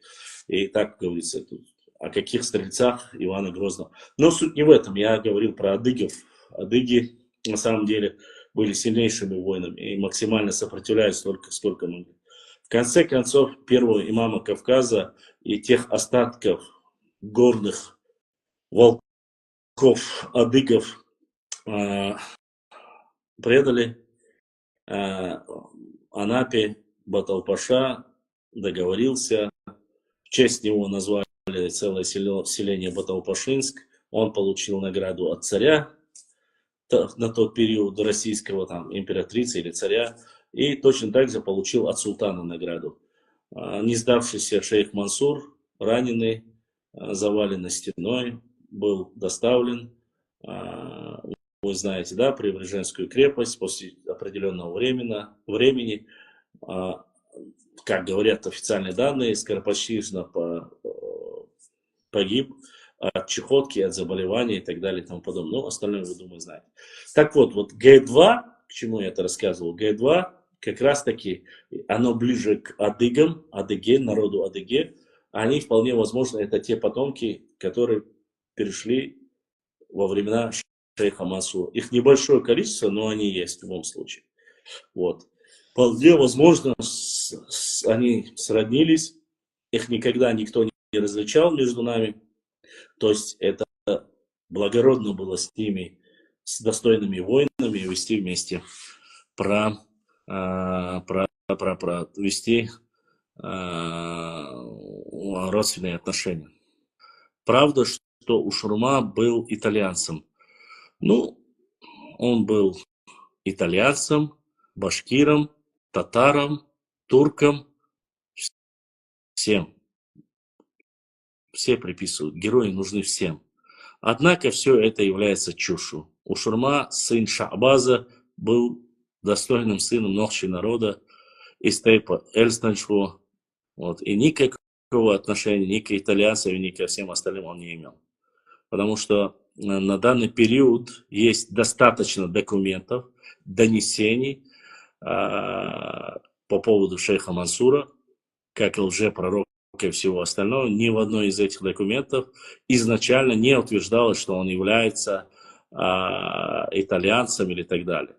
Ну, там сейчас говорят, что есть музей и так далее и тому подобное. Ну, это чушь, конечно же, можно элементарно опровергнуть, поскольку от шейха Мансура и его родственников остались прямые потомки. Сдать ДНК-тест, а ДНК-тест не изменить.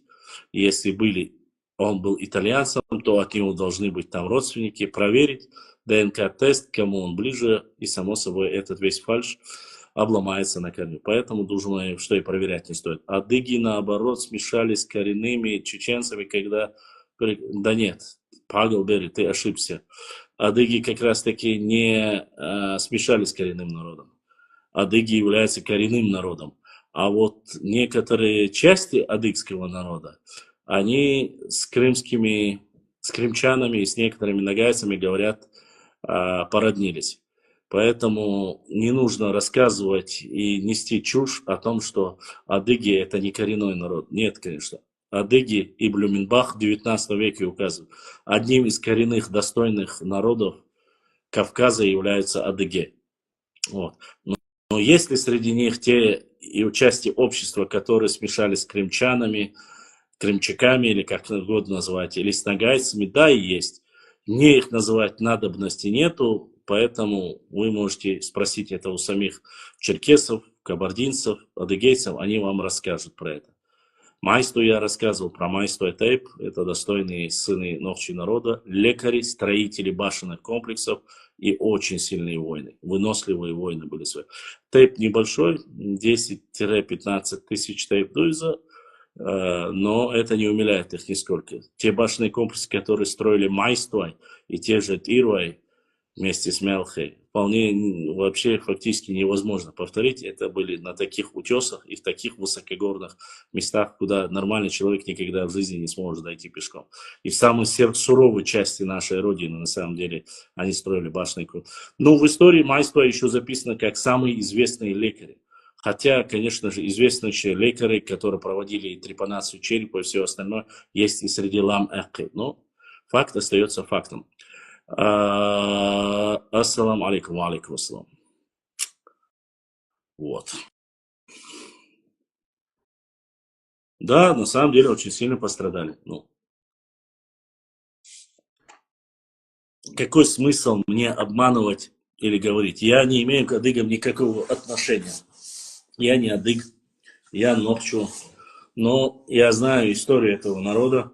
Я знаю, насколько это достойные воины, как они уважали и любили нашего имама Кавказа. Вот, первого имама Кавказа и первого единственного имама Кавказа. Цера племец эрша дövш волчу нахчисага тиллина халду из уща Кавказер цахалар баду масалла. Павел Бери, ну, ты будешь со мной спорить об этом. Отправь запрос. Хочу вона асондуица до ночмата. Батюш. غيبت واش بو إين تاجيمات دي يعنيش بو شابش باتوش إين ما ديتي همش أونش ميل بو تخا ماس مليون خلات تخا همش ميل دق أم خلات تخا همش تير لو ما تحانس إيتسوش بلت إيش عين واش لألاش مثل تيخ كاتش كاتش وشو المثال تاني شخ بلوش تا بريشلي باتوش تا إينا باتوش تا لولا حين سين قول أحباه وش إين بو هوني عادين تباكم باتوش تباكم تعلمت عادي زندات وش تباكم بو شير تيب دو братьям черкесам, а точнее адыгам, салам от ногчи народа. Правильно говорить, чтобы вы знали, ни черкесы, ни кабардинцы, это название инородное, им дали это. Все они вместе себя именуют как адыге. Это достойный автохтонный народ, братья наши, достойные воины. К сожалению, для них 13 состоит из 13 обществ. К сожалению, у них трагическая история. Они потеряли большую часть своего населения, потеряли большую часть своей родины. Но это все история. Мы сейчас ничего плохого им не говорим. Мы знаем, что Ушурма ушел к ним на поддержку. До того, как Ушурма прибыл к черкесам, одним из самых лучших мастеров по седлам и всему остальному считались на тот период мастера черкесские. Есть документ, который указывает, что шейх Мансур Ушурма до того, как он прибыл к черкесам, братьям-адыгам, заказал 20 тысяч лучших черкесских седел для лошадей. Вот с такой частью воинов Ушурма пришел на поддержку к братьям-адыгам. Одни говорят 20 тысяч, это документ, который заказ у него был.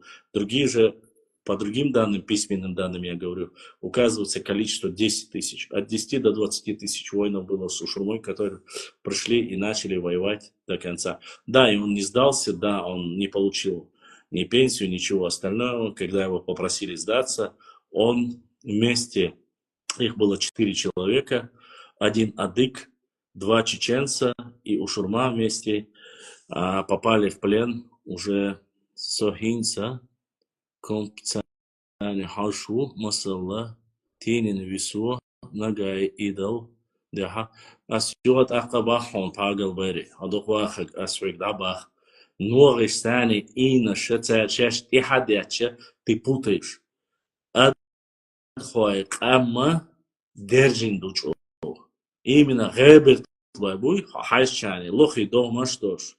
Рахчул бути валикш больш. Еще геберт клаштани бокш бу. Це лемничка аш дола, самый боевой убыхи, натухайцы, шапсуги. Еще царахтера бац, еще мажуаш йош, войниш сан. Кейч вардорш, бетцер баликш дорш, сацбеш. Харса борш, адикш сагинам. Он гина шагайбет лайбу. Еще кремский ханшса, норишса, чога царниц бяша инбу элду. Зonder мадица, сон цаля обчогинс уахин идиц. Ас язденок до конца дешму, не деша. И удьюшер думаешь. Это будет уже отдельная история. Ладно, это как бы я не хочу сейчас перейти из русла чеченской истории в русло адыгской истории. Ладно, ассалам алейкум. Не говори то, что не знаешь. Джованни Батиста был эмиссаром, отправлен Гектор 78. Когда мне нужны будут сказки перед сном, я обязательно прочитаю твой текст. То есть потомки Ушурмы, предки, люди, которые помнили, откуда он пришел, откуда он переселился, знают лучше тебя, или те соседи, которые жили, которые пишут и полевой материал, или ты со своим Джаном Батиста будешь мне рассказывать сказки. Перед сном рассказывают 3 раза в день своим детям, возможно, у них не будет болеть спина. Сколько правды не знаю, хифсуры платили дань имаму Шамилю, чтобы их не трогали кистой. Сколько правда не знаю, хифсуры платили дань имама Шамилю, чтобы их не трогали. Это ерунда какая-то. Ну, во-первых, что Джокола, что Дуиси защищали грузинские земли, чтобы не нападали сюли. Это точно. То, что он делал походы, имам Шамиль, в Грузию, это мы знаем. Там были много случаев, когда детей князья взяли в плен, забрали, что на тот период таких огромных денег еще никто не видел, там чуть ли не до миллиона серебром нужно было, обменяли, это все есть. Хефсуры были злейшими врагами имама Шамиля и всех, кто был с ними. Очень много описаний там есть, где и погибали, и воевали, поэтому платили дань, этого я не знаю. Ваша адикша юках вину. У меня нет неприязни к ним. Ища бёрш везрибу, дикна посибу. Дал духвахвал. Хайдэлла. Пагал свет зани мала, а свега дүйцердон. Так дуй? Цигах астур дубашему. Хохайник дүйчу, сусейник дүйчу. Так что, конечно, никто не платил никакому имаму Шамилю. Они были злейшими врагами. Хотя бы скажи, где можно найти дополнительную информацию про Мелодой. Да не знаю я. Зайдите, возьмите топонимию Ахмада Сулейманова, Мамакаева возьмите, Натаева возьмите книгу. Они занимаются тейповыми. Вот к ним зайдите и посмотрите. Вы найдете у них все, что нужно касается. Башлам, он хезнега нохш дин эц мелханю. Нохш. Нохшую. Дин темац эц. Ха нохш мюшбу эльдереш. Дин темац эцам сун. Нохчи шабица сунха. А вот нохш мюшбу сунцаха. Вот. Если ты спрашиваешь, Нохчи когда приняли? Нохчи приняли ислам, считается, с 8 века. С 8 века. То есть проникновение ислама. Не тотальное. Ислам очень долго принимали в Чечне. Ну, не так долго, как в Дагестане, но тоже немало времени. С учетом с нашими свободолюбивыми обществами. Его принимали очень долго. Начало считается 9, 8, 9 века. Ну, правильно. Если единично говорить 8 века, уже более или менее, уже мечеть, когда построили, это 9 век. И последний, кто принял? Ассалам алейкум, нацисташка. Ва алейкум салам, галгай нацисташка. Джамлай. О, за последний приняли в 19 веке. Начали с 9, закончили 19. Поэтому вот такие вот, как говорится, такая информация в 9 век уже мечети, когда есть. Само проникновение ислама считается, некоторые говорят, с 8. Была информация о том, что там чуть ли не во времена пророка, но достоверно, документально я не нашел никакого подтверждения. Такой информации у меня нету. Баш мелар двай حيز ما بيه بشام والله بالأساس ونم أحسوي قديه باخ أسوي تايب ليش ما ديت ستيش باس وجا تايب ليش ديت سلا ميلر دو خلات أمين تساوس يا زين شو خير شار يا زين شو ميلر до خيشتك مشلات я до мейлор до еще не дошел, я даже не написал. Ас мейлор до язин, ас мул пальца язин хинца.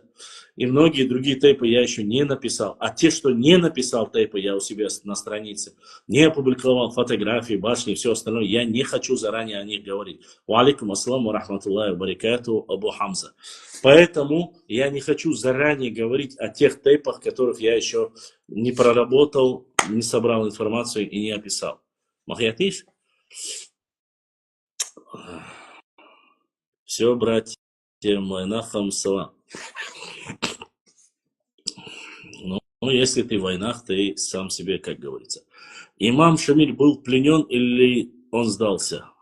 Все зависит от того, кто ты по нации и какое у тебя отношение к имаму Шамилю. Нахчи, да, с 8 века приняли, но не все. И в Дагестане ислам заканчивался там где-то Я знаю, во сколько начинается. В Дагестане ислам начинается с 7 века, и окончательно его приняли через 8 столетий. 800 лет принимали в Дагестане ислам. Вот. 800 лет, официальная информация, то есть с 7 по 15 века принимали в Дагестане ислам. Причем это было очень осложнено, были и стычки, и воевали, и противостояли этому. Поэтому вы можете найти в пабликах таких нейтральных, не тех, которые ангажированы, нейтральных найдете информацию по этому поводу. Что касается имама Шамиля, часть нашего народа считает, что он сдался, часть нашего народа считает, что у него просто не было выхода, и что он договорился. Так, Кыцахаттырдыр, имам Шамиль свинг булачвори их. Имам Шамиль Винг Булачвори и Хундвин Ворцу. Не знаю, об этом я не слышал, про какую именно ты историю говоришь. Забар я шусу лохонсу башлам. Все, как-то. Если я что-то не так правильно понимаю, потому что у меня не всегда получается. Ага, опа. Так, и задонатил брат Рамзан. Брат Рамзан просто отправил донат, поддержал наш канал, написал «Бисмилля». Рамзан дал сейдуал, да, духуахуан, будиснак, эзашка соуду летил, дал духуахуан. Вот, 4 человека у нас есть. Авторхан, Тимур, Адлан и Рамзан. 4 человека поддержали. Амада как не было, так и нету. И остальных, кто тут прикалывается, тоже нету. 4 человека поддержали, за что им огромное спасибо, огромная благодарность за то, что любят и поддерживают наш канал. Не знаешь, Найб Джавад Хан Дарго был чеченцем или даргинцем? Нет. Джавад Хан, насколько я знаю, был чеченцем, если я не ошибаюсь. Могу ошибаться. Даргинцев. Так, веппи башлам цахум ма груз еларсун. Че? Вала башлам цахум груз язин васер под сообщение. Цахиетенонса ваша. А правда Чеберлой против имама Шамиля воевали. Не все, а часть, один из Чеберлойского Тухума Тайп выступил не против Шамиля, а против шариатского правления его. Они не могли согласиться, что над ними указывает или руководит какой-то силе. Шамиль Свинарк, наследник ханства, Шамиль Свинарк, наследник ханства, но он не Шамиль убил, а он по его указанию, Винарк. Если ты говоришь про Губаш Гухоевского, ты совсем разные вещи.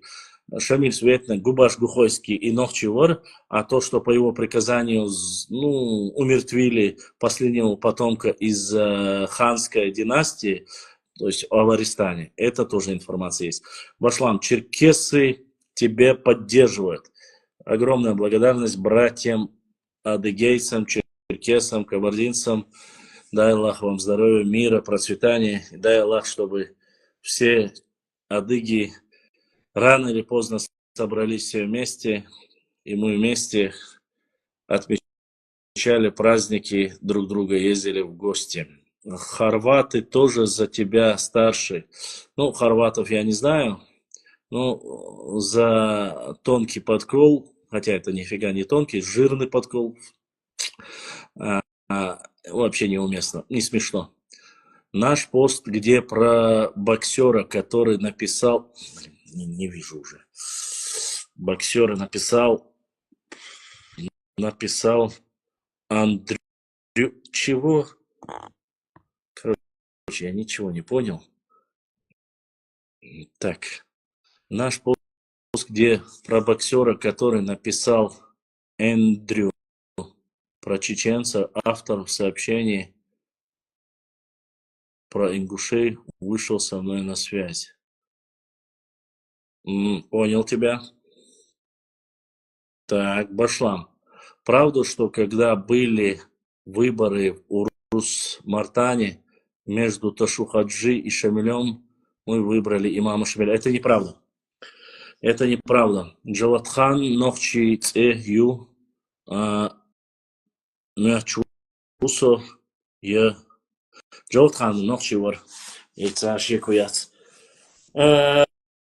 Насчет Ташухаджи это неправда. Была спорная версия насчет Ташухаджи Саисанского. Он возглавлял наябство восточное. Во времена выборов имама Шамиля в Урус-Мартане нету даже документа, где говорится, что Ташухаджи участвовал в этом. Или что его выносили даже в этот список.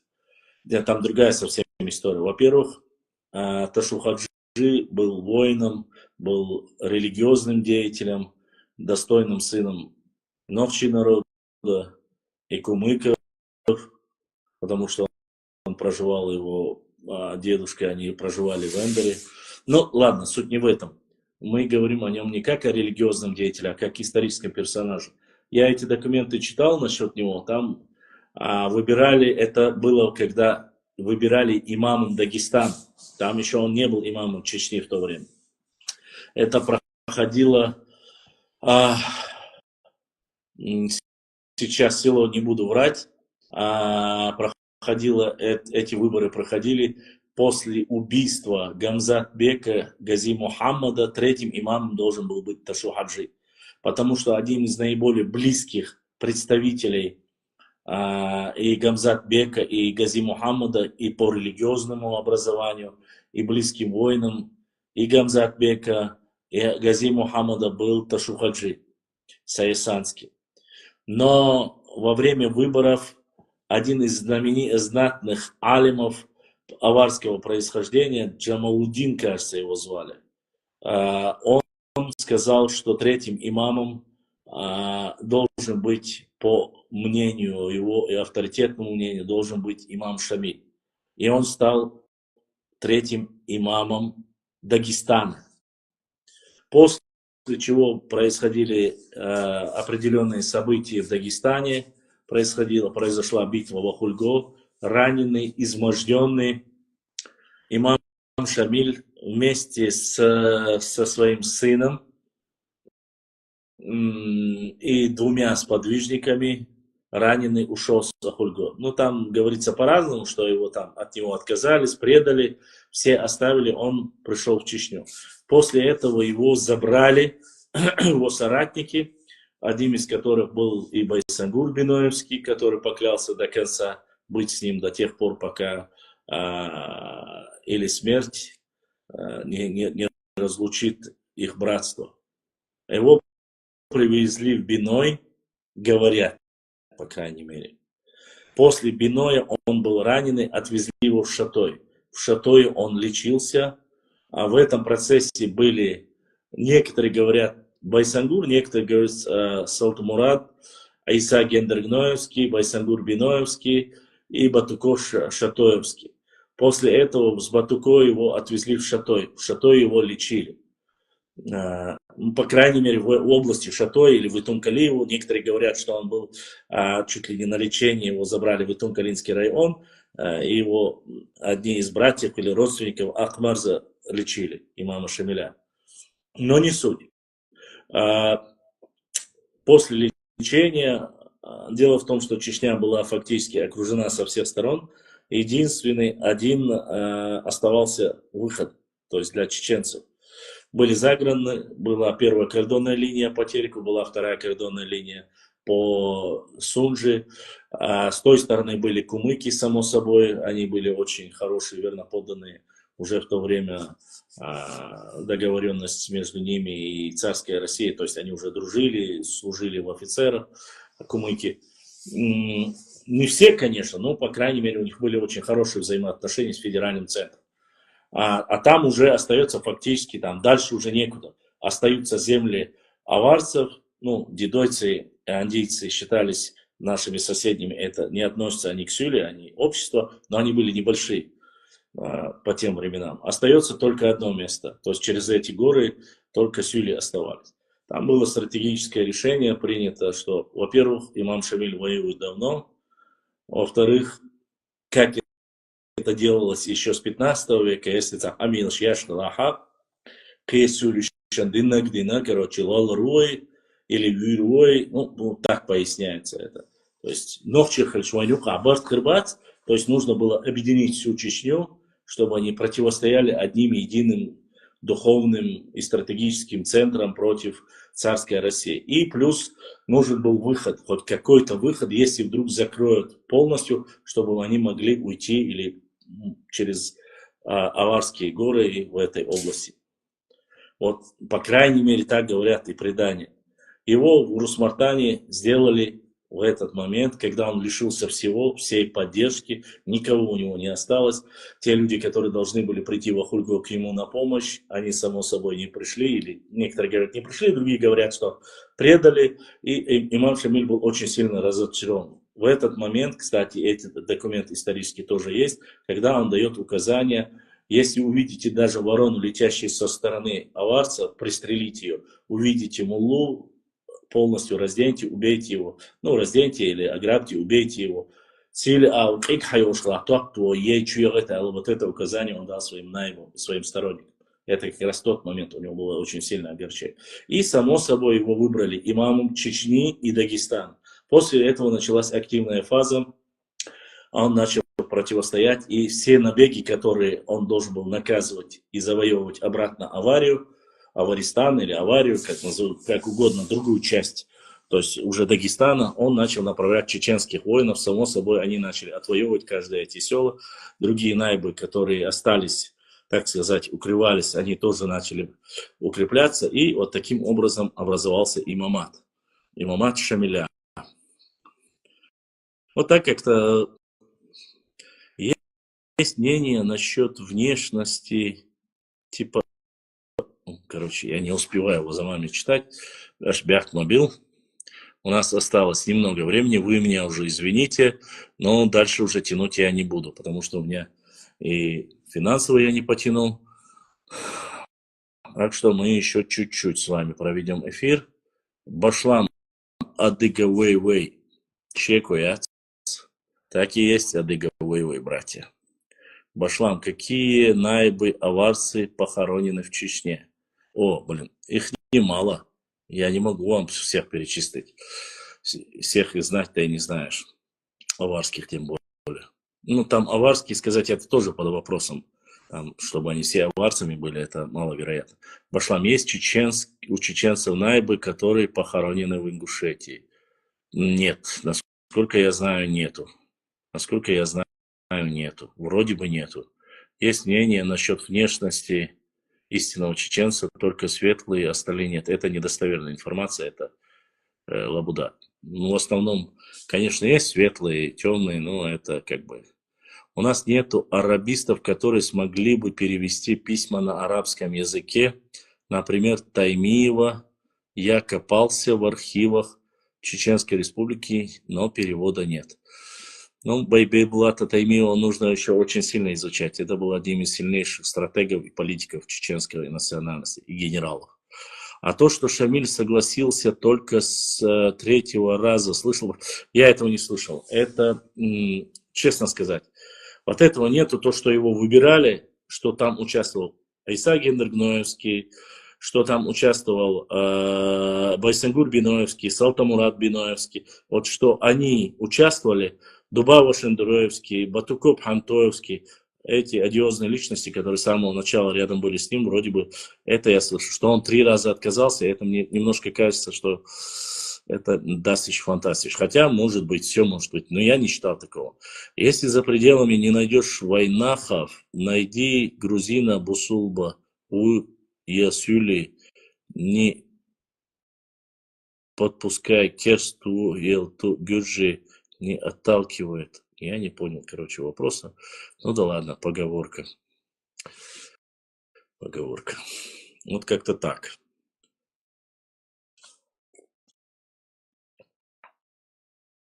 Штамаш.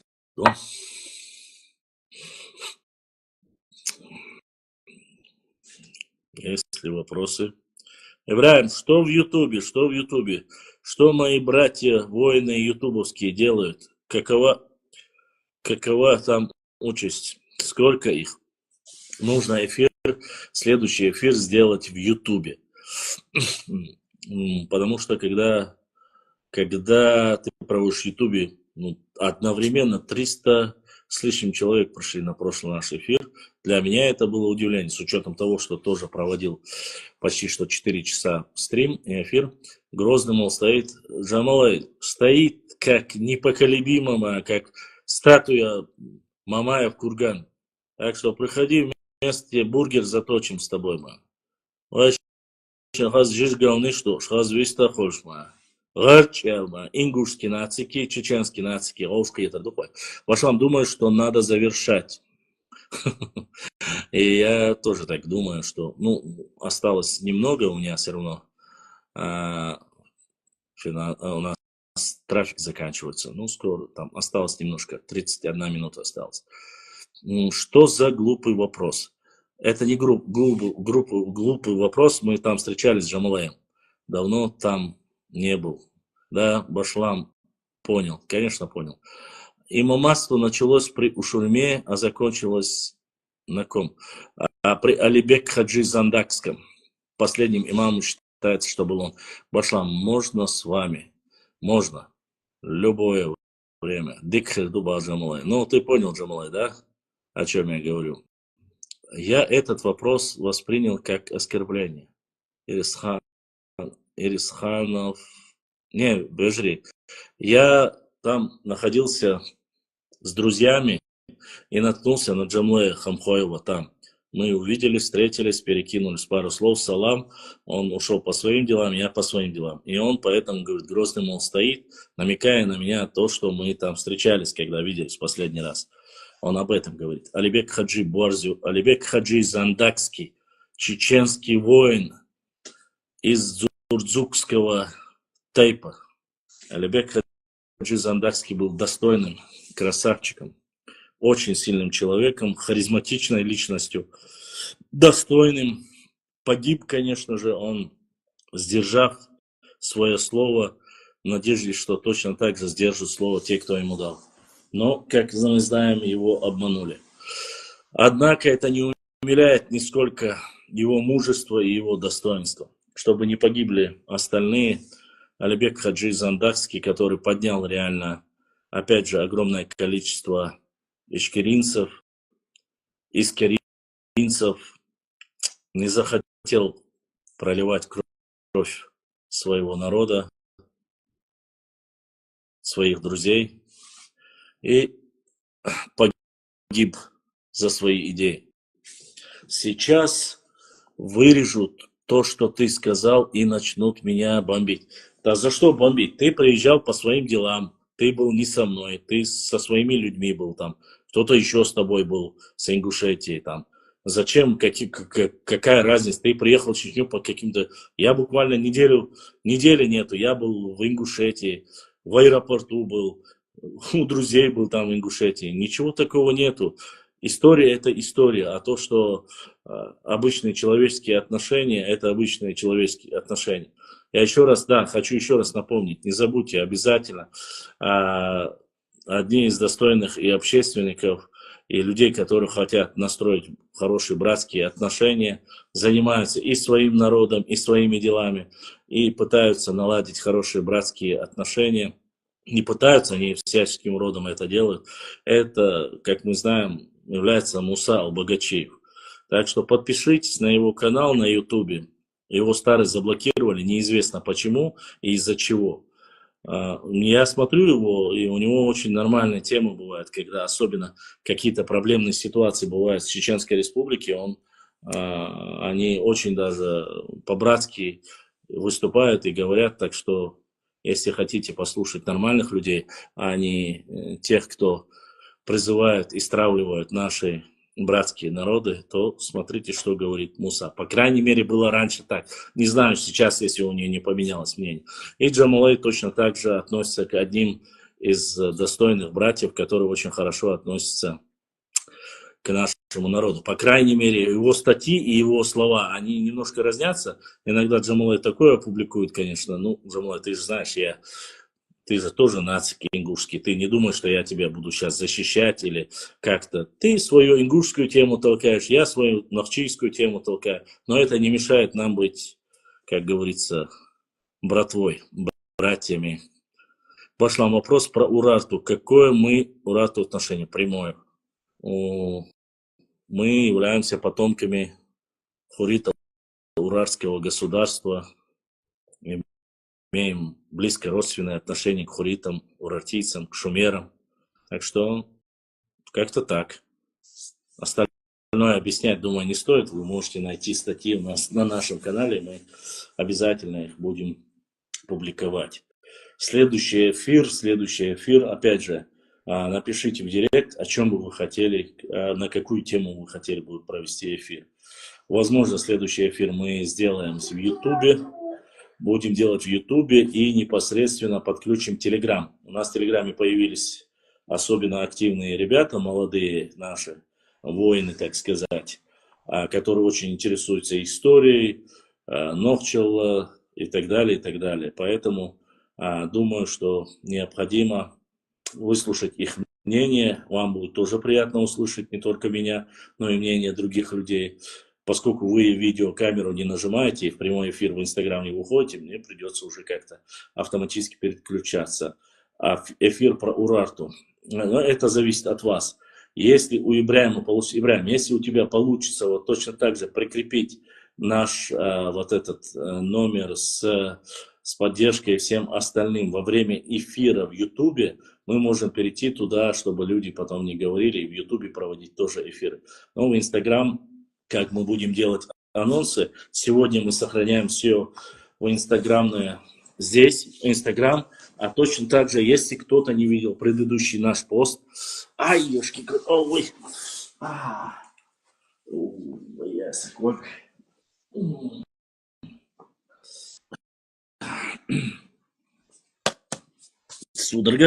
Судорога. Если кто-то не видел предыдущий наш эфир по Ютубу, приспособление. Короче, полевых условиях, как вы знаете. Полную версию нашего прошлого эфира вы можете посмотреть на канале bashlam.39 live. Посмотрите и увидите, можете задать вопросы. Хасан Бакаев дал диза Хасан Бакаев дал диз алхиет суна и хаттер про урарту. Хайн хочуш жуап диза. Он по древней истории. Да, нисколько не сомневаюсь в этом. По урарту можно и у Хасана Бакаева спросить. Можно по его книге посмотреть, у нас есть. По урарту мы можем просто-напросто прочитать весь материал, который он подготовил. Никаких проблем нет. Саша Куяч, вы можете подписаться на любой канал, пойти к любому историку, спросить его мнение. У меня оно может чуть отличаться от непосредственно других. У меня есть документы по древневосточной истории. Правильно, кажется, назвал. То есть про шумеров, хуритов, урарту, если я не ошибаюсь, еще с университета. Есть материалы Хасана Бакаева, есть материалы Ильяса Сигаури, но обобщенно можно посмотреть про урарту и хуритов. В принципе, я думаю, это не сильно будет разниться друг от друга. Материалы, они должны в основе своей совпадать и друг друга дополнять. Но нужно время. Я так понял, я вот сегодня постарался включить свет. Когда свет нехорошо лежит, я не могу отсвечивать в глаза, и я плохо вижу уже. Она отсвечивает, и буквы бывает сложно читать, если книга еще написана старым языком. Поэтому мы постараемся это дело исправить, но, как говорится, говорят, что мы не урарту. Башан, ты один из лучших. Нет, я, конечно же, не столько. Я просто ваш брат Башлам, который читает, который собирает, который рассказывает. Там гиду. Я не суперисторики, которые делают намного больше, чем я. Они есть. Я просто ваш брат, который вам может рассказать, показать и доказать многие вещи, которые возможны. Раньше прикрепил, в следующий раз буду прикреплять все условия, создал нужные, только желающие поддержать. Ну, желающих поддержать, они только спрашивают уже. Обычно эти разговоры, ой, историк, шберик дикбу, но разделены сильно, как мне кажется.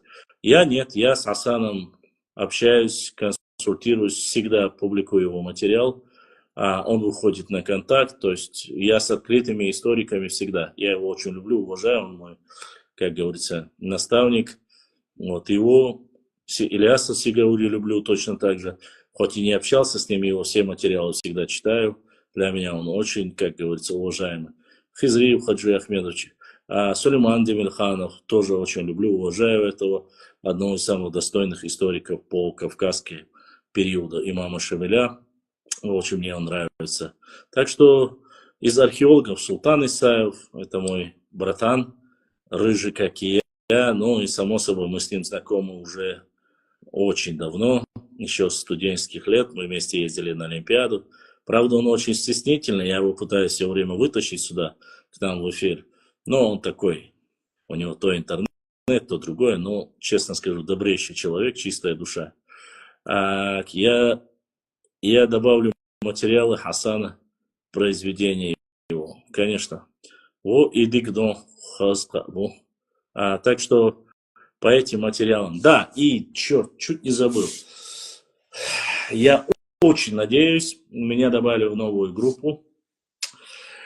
Некоторые наши старшие поколения, братья, сестры добавили группу, которая называется Нохчолла. Ну, там старшее поколение, более такое. И хочу сказать, что в этой группе есть достойные братья и сестры, которые знают некоторые, они местные потейповые истории. Иншаллах, я их опубликую, этот полевой материал, то есть доказательные базы. И что я хочу сказать. Я там встретился с Сайпуддином Натаевым. Кем-то любимым, кем-то нелюбимым нашим этнографом, который является доктором, да, кандидатом исторических наук, если я не ошибаюсь. Или доктор исторических наук, могу путать. Кажется, он докторскую защитил. Нет, кандидат исторических наук, сейчас помню. Вот. Мы с ним говорили, очень много вели дискуссию об ошибочном мнении, о его высказывании, как вырезали из его видео. То есть, короче, вкратце, если сказать, я договорился с Сайпудином Натаевым, да, он сейчас немножко болеет, давно шел Дуэлцун, он скоро вылечится, и я буду с ним делать интервью чисто по нашей тематике. Вы узнаете очень много, и все ваши вопросы, все ваши претензии, которые у вас были, мы, да, Аллаха, я расскажу Сайпудин, пускай он ответит, расскажет, и мы возьмем эксклюзивное интервью у нашего брата, поскольку я надеюсь, что оно будет таким бомбовским, и вам очень сильно понравится. А будут самые острые, щепетильные вопросы, которые очень сильно нас касаются. Важные, острые и главные вопросы, касающиеся чеченских тейпов, название института Стубин-Вош и многие другие. Ждите, скоро, да, Аллах. Есть еще пару проектов, но это как получится. По мере возможности нашей, когда финансовые возможности, мы, конечно же, по этому вопросу ответим. Башлам, сколько лет Шаройским башням? Шаройские башни 13 века. Самая старая 13 века, насколько я знаю, Шаройская башня. Они очень старые, Шаройские башни, они сохранились. Да, они очень, если будет одно землетрясение, могут обрушиться. Шаройские башни это одни из тех, которые не нужно реставрировать, и они очень древние, 13-14 веков. Вот. Нохчелла группа в каком сайте? Это не сайт, это группа в WhatsApp. Вот. Один армянин говорил мне, что раньше мы жили рядом чеченцы и армяне. Это правда? Да, в городе Грозном армяне жили по соседству с чеченскими улицами. Это правда. Башлам, про палео ДНК Урарту что скажешь? Ничего не скажу. Пока не скажу. Не читал, не знаю. Вот, Башлам, сколько Шаройским башням. О, здесь появилась нарнийская кошелка. Соболял? Соболял? Соболял? Соболял? Соболял? Домой. Нарнийской шаболде здесь делать нечего. Соболял? Ага. Этого мы отправили за водой. Армяне много чего говорят. Я вам сказал, Башлам, какого тайпа был Наиб Шамиля Саадулла? Нашхоевец. Он был из тайпа Нашхой. Я как начало работать, узнал, что мы от них произошли и что все. Ну, армяне это еще те нарнийцы. Не скажу, что все, но есть среди них и хорошие люди.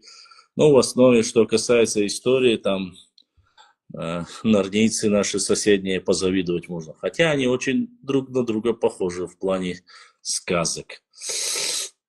Так, попрощаться не дал брат, как грубо.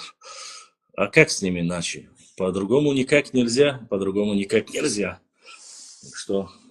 Или так, или никак, господа хорошие. Есть ли у вас вопросы? вопросы в Ютубе, в ТикТоке, в Инстаграм, в Фейсбуке, где бы вы ни были, сейчас, где идет трансляция, задавайте вопрос. Это эмблема моей родины. Вот здесь это Псидахский район. Вот здесь это Аух. Вот. Это там, где проживают ногчи. Это родина. Это логотип нашего канала. Башлам.39 Лайф. Футболка фирменная из Австрии. Надеюсь, ответил на ваш вопрос. Нынешнее племя армян это Хай. Они жили раньше на окраине персидских племен. Рядом было государство Урарту. Выходит, насчет этого, Павел говорит, нужно тоже осторожно говорить. Некоторые говорят, что во время Урарту-Хуритского государства, что их даже не было там. Вообще не было их там. Я не знаю, насколько это достоверно, но насчет Хаистана, это немножко спорная тема. Говорят, что они вообще в этой области появились благодаря советской власти, и что до чуть ли не 19 века, что их не было там вообще. Аллаху алям, не буду говорить, что так это или нет, но насчет окраин государства персидского я слышал, но что-то мне подсказывает, что окраины были совсем другой территориальной плоскости. Башлам, кстати, если мы древнейший народ, у нас по идее и должно много гаплогрупп быть. Они ведь с веками трансформируются и расходятся по миру. Возможно. Насчет трансформации не могу сказать, это нужно спрашивать у генетиков. Но у нас есть гаплогруппы, по крайней мере, большие 5 веток, я вам сказал уже. У нас есть такие очень редкие гаплогруппы, как Т. Насколько я знаю, единичные случаи, кажется, R1А или R1B, если я не ошибаюсь. То есть разные гаплогруппы, но, как говорится, должно быть много сказать. Не могу, что если есть вся палитра гаплогрупп, я не могу сказать. Единицы, конечно же, есть. И люди, которые пытаются навязать, что у нас здесь целый сервелат, салат разных национальностей, якобы созданы из ингушских и дагестанских наций, создалась чеченская, это, конечно, ерунда. Такая ерунда, которая даже ребенку не снится. Да, конечно, были те, которые получали у нас политическое убежище. Еще раз повторюсь, по статистическим данным, последней переписи населения Чеченской Республики, в Чечне проживает плюс-минус 1 600 000 человек. Из этих 1 600 000 человек инородными тайпами, в кавычках, народами соседними являются кумыки, нагайцы, аварцы, небольшое количество лаксов, небольшое количество грузин, терских казаков, но имеется в виду те, которые на Урском районе проживают. Если их собрать всех вместе, со всей республики, в Чечне даже не проживает 100 000 инородного населения, чтобы было понятно. 100 000. От 1 600 000, даже пускай их будет 200 000. Пускай их будет 200 000, грубо возьмем всех вместе, да? Я не считаю военных, которые были здесь в разных танковых частях, которые они тоже уже фактически здесь их никого не осталось, единицы, да? Остальных всего 100-150 000, пускай даже будет. 1 350 000 это чисто чеченское, нахчийское население. Про всяких выдуманных евреев горских, которые здесь проживают тысячами, они замуровались, закрылись, как Яджуч и Маджуч, спрятались в чеченских горах и не знают, как бы сделать чеченцам подлость. Это ерунда собачья.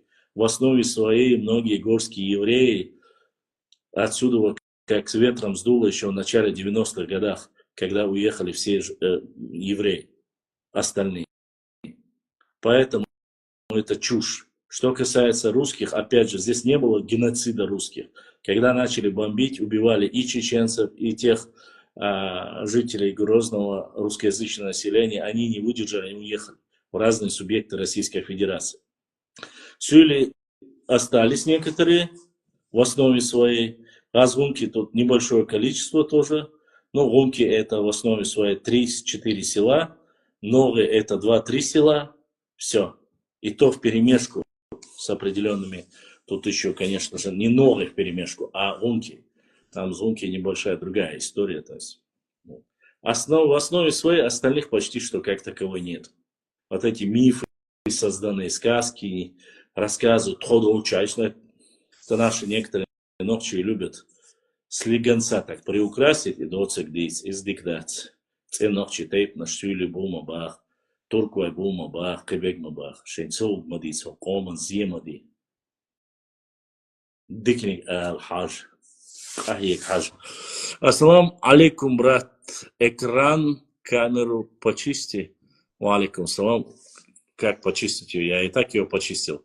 Это качество плохое. Извините меня, с моим трафиком он уже и так заканчивается. Поэтому плохо видно. Другой почистить не могу. Телефон старый. Как видите, то, что есть, то есть. Это не GoPro камера. Это обычный мой телефон, которому 6 лет уже. Поэтому прошу любить и жаловать. Башлам. В интернете есть много групп, все пишут очень умные цитаты. Но почему они боятся с тобой обсудить, выйти с тобой в прямой эфир? Ахмад Банкруев. Ну, читать, копировать, ставить и садиться на уши всегда проще. Понимаешь, взять книги, напечатать, копировать, ставить, это просто. А когда ты сидишь лицом к лицу с человеком, и ты говоришь, а ты вот это читал, а вот эту книгу знаешь, а вот это я прочитал, вот здесь так-то, вот здесь так-то. Человек ломается, он не может врать, он не может обманывать, он не может выглядеть, сказать красным словцом. Ему хочется максимум, если он не выдержит, он начнет или материться, само собой, что опозорит его, или же он начинает беситься от своего бессилия. Понты не всегда везде катят, понимаете? Я от чистого сердца люблю всех, всех мусульман люблю. Но больше всего после этого я люблю свой народ. Я кечусь и забочусь о своем народе. Все, кто является представителем моего народа.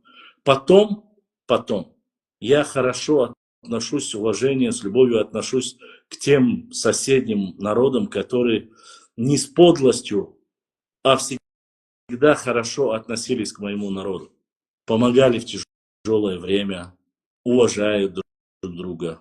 Вот потом я про них говорю, что-то хорошее, наши взаимоотношения и так далее и тому подобное. Это, конечно же, не говорит, что нету бытовухи, что там нету того, кто убил там, допустим, адыга, или нету адыгов, которые не убили чеченцев, что у нас там вах, все хорошо. Нет, конечно же. Бытовухи бывает у всех народностей. Но по истории, по взаимоотношениям, по взаимообмену учеными, и мы видим мизер оскорбления. Никаких оскорблений, никаких обвинений со стороны наших братьев-адыгейцев, это в лице кабардинцев, черкесов, нет. Наоборот, идут навстречу, рассказывают то, что у нас нет информации, там, допустим, каких-то архивных документов. Или же возьмем лезгинов, братьев лезгины, которые точно так же никогда нету к чеченцам претензий, нету никаких оскорблений, наоборот, они рассказывают о наших хороших взаимоотношениях, да и учители, конечно же, у нашего первого имама Кавказа, у Шурмы, шейх Мансура, был тоже происхождением лезгинского происхождения, то есть он обучался у него религии, имеется в виду познанием, арабским познанием. Поэтому, то есть у нас есть хорошие взаимоотношения с этими народами. Грузины в основе своей тоже очень хорошо относятся. Чего стоит одна Софико, которая вот уже на протяжении 6 лет, она с любым сюли, с любым галгай заходит, бьется до конца, как просто до самой смерти, как реально как волчица. За каждого чеченца, про каждого, тот, кто защищает Шамиля, имама Шамиля и все остальное, она до конца с чеченцами рубится. До конца. Вот я ей даже ничего не говорю, она заходит за грузинов и за братство с Чечней, она бьется до конца. Это исконно чистая грузинка, и никто ничего ей не платит, за это ей никто ничего не дает, но она вот всем своим сердцем любит и уважает чеченцев. Вот это Софико. Вот она грузинка, чистокровная грузинка, достойная соседка. Вот о чем я говорю. То есть не поворачивается у тебя язык о людях, которые к тебе относятся хорошо, к твоему народу относятся хорошо.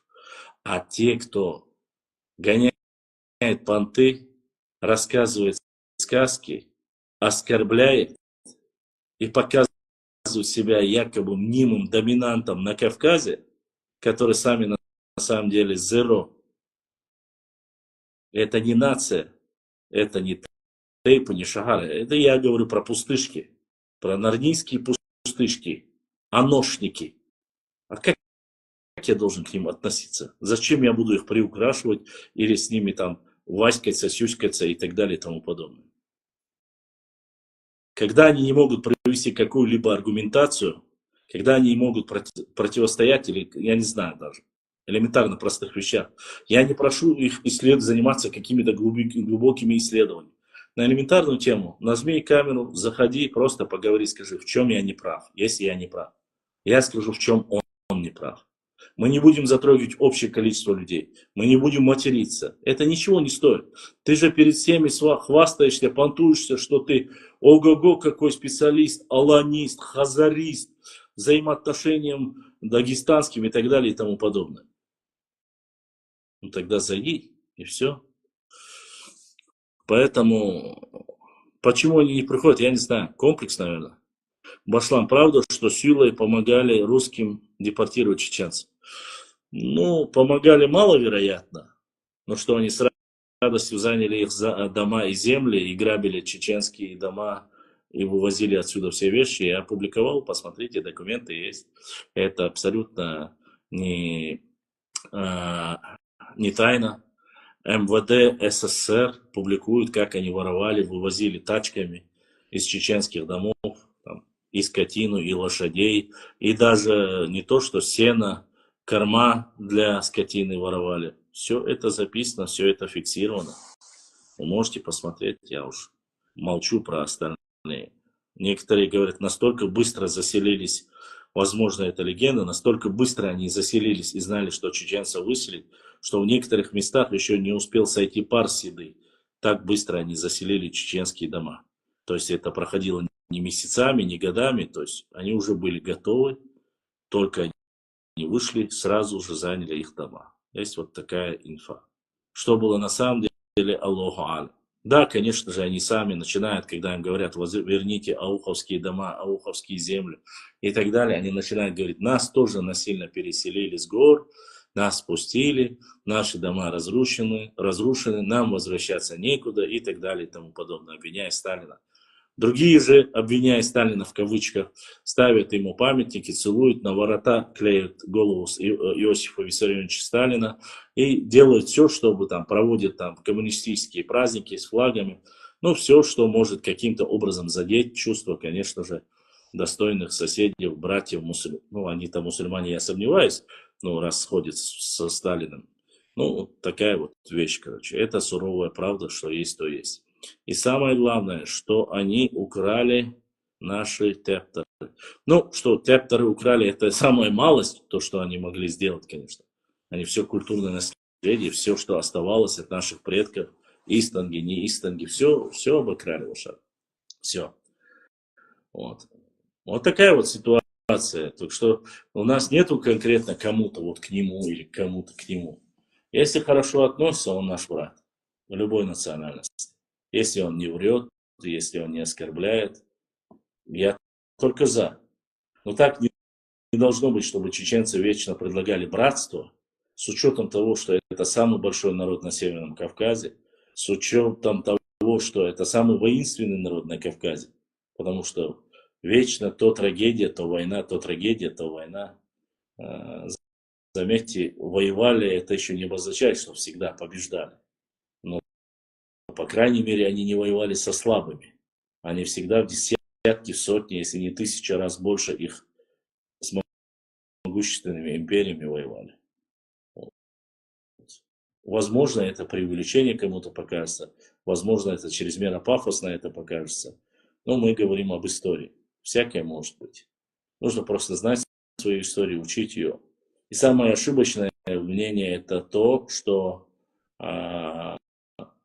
мы, к сожалению,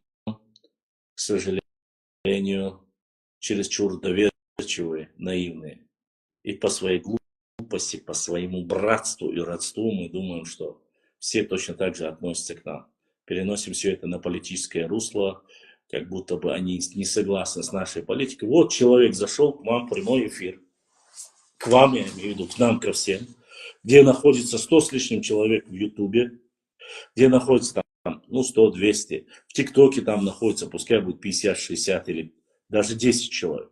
У нас одновременно в Инстаграме, где там человек 30-35, пускай будет 300 человек. Человек говорит, мы сделаем все, сперва отделим от вас мелкий акт. Вы в прямом эфире, вы можете просто-напросто, я сохраню это видео, посмотрите вверх. Этот человек под ником Комком, он вечно пишет комментарии здесь. Он зашел и говорит, мы сперва отделим акты, мелкий, тирую от вас, а после этого сделаем все, чтобы вы развалились. Вы поступили к нам несправедливо и так далее и тому подобное. Это человек заявляет. Само собой, он очкун, он зеро, он никто. Почему? Потому что боится показывать свое лицо. Вы скажете, он там из спецмассада, который пришел рассорить и так далее. Считайте так, проследите, чем он занимается, в каких аккаунтах он пишет, выясните, кто он, и вы узнаете тогда, чем он занимается, чем он дышит. Тогда вам будет проще не обвинять все национальности. На самом деле порой есть зависть, подлость в крови. И это ничем не изменить, к сожалению. Мы пытаемся найти себе мнимых врагов, они бывают намного ближе, чем мы думаем в некоторых случаях. Мы не обвиняем нации, осталось 9 минут, мы не обвиняем нации, тайпы, тухумы, субэтносы, шахары, фамилии. Мы обвиняем конкретных людей, которые пытаются обливать, оскорблять наш новый народ. Учите историю, географию, культуру, традиции, адаты. И вы найдете очень много интересного. То, что можно оставить для своих детей, своих потомков. Я прошу вас еще раз, прошу ради Всевышнего Аллаха, если я каким-то образом задел, оскорбил вас, я прошу прощения у вас. Я ни в коем случае не хотел не задевать кого-либо. Мы хотим жить по правилам, по жизни нашего любимого пророка, саллаллаху алейхи вассалям, который сказал, если вы не говорите правду, вы не из моей уммы. Мы же являемся из уммы пророка Мухаммада, саллаллаху алейхи вассалям. И хотим говорить правду, показывать правду, рассказывать правду. Всю правду знает только Всевышний Аллах. Мы лишь можем излагать ее так, как мы ее читаем, видим, изучаем и доносим до вас. Будьте умнее. Не позволяйте делить наш народ. Не позволяйте дробить нашу родину. Она и так потеряла многие огромные земли, выходы к морям, или к морю, точнее, правильно будет сказать, и так далее и тому подобное. Насколько это правда или нет, вы узнаете, если подпишетесь на наш канал. Будете приходить на наши стримы пятница, суббота, воскресенье с 22:00 и до, как вы видите, сейчас уже 2 часа ночи. Огромная благодарность моим братьям. 4 брата сегодня, без сестер, конечно, сегодня 4 брата сегодня поддержали наш канал. Огромная благодарность нашим братьям, которые поддержали наш канал. Я вас прошу, братья, которые поддержали, вы не переживайте. Нет разницы. Мы знаем, что ни у кого нет возможности, и что многие стесняются. О больших суммах здесь никогда не идет речь. Поэтому от чистого сердца я хочу вам сказать огромную благодарность. Да, Сааду, Бог я Аллах, ожидает и чуло миллион раз соудоливший. Да, диканс хамбоя. Ой, и сегодня, правда, у нас даже, честно сказать, на книгу не набралось, но мы да, ажим же что уже кинчики гуцарю, предега, ой, гош кита. Сакита, за каждую копейку мы отчитаемся. У нас нету, как бы, за это мы точно не станем, не разбогатеем, не всего остального. Поэтому если у вас будут, обязательно подпишитесь на наши все каналы, на всех социальных сетях мы есть. Эфиры завтра у меня не получится, потому что, к сожалению, я не собрал достаточного количества донейшенов сегодня. Наверное, в следующую пятницу обязательно мы... Я кумычка, но мне жалко ваш народ, что разделились. Огромное спасибо. Наши сестра Кумычка.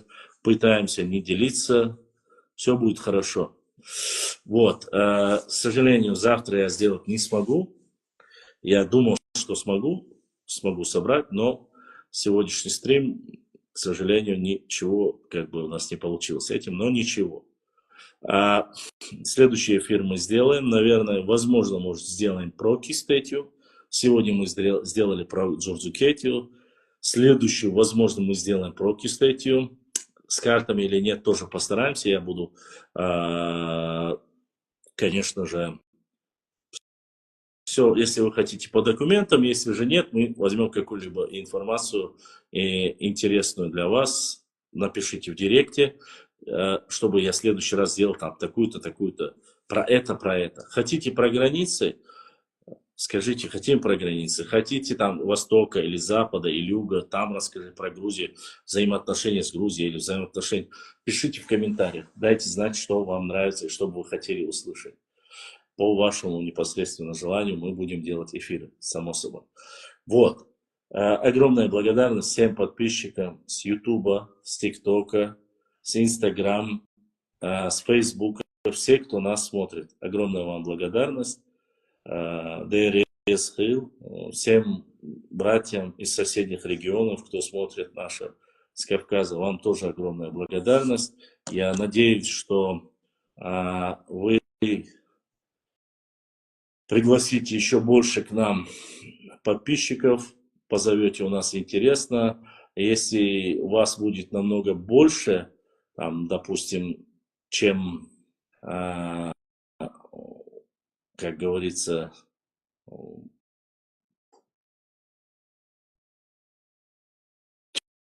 чем больше у вас будет, тем больше вы можете просить, заказывать, об этом рассказать.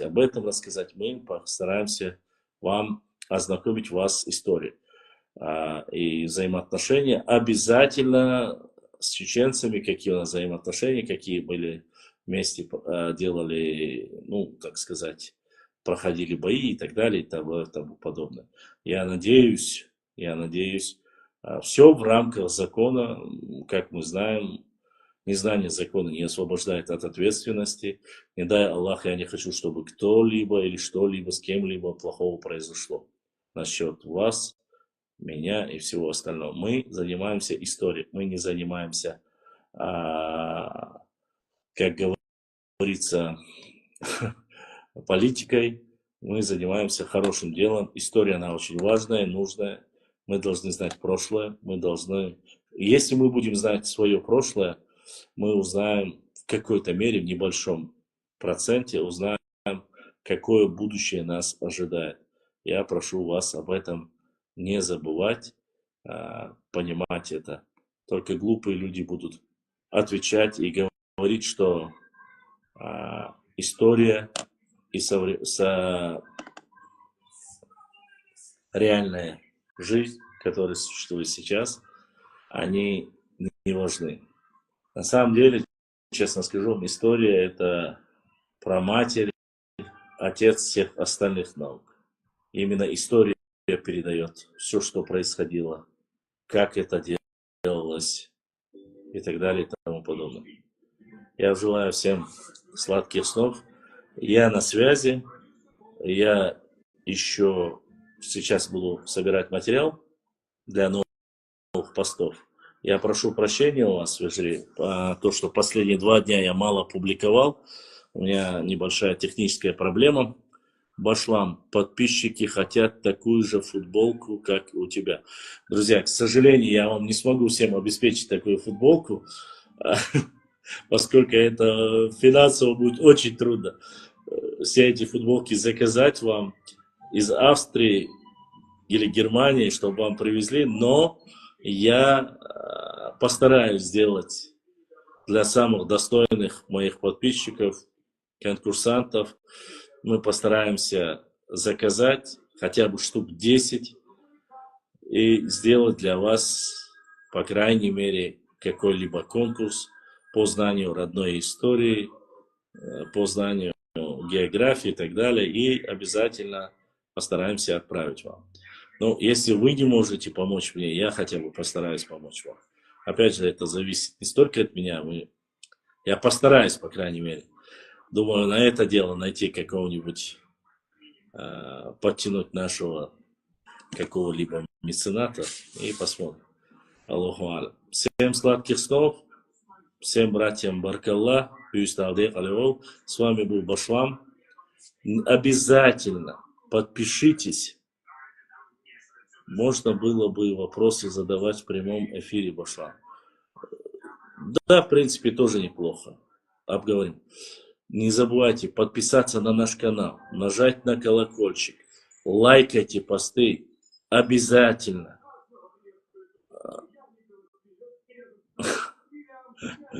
Да, вот как раз уверял. Подпишитесь, лайкайте, оставляйте комментарии. Если вам трудно писать комментарии, хотя бы оставляйте смайлики. Это очень важно.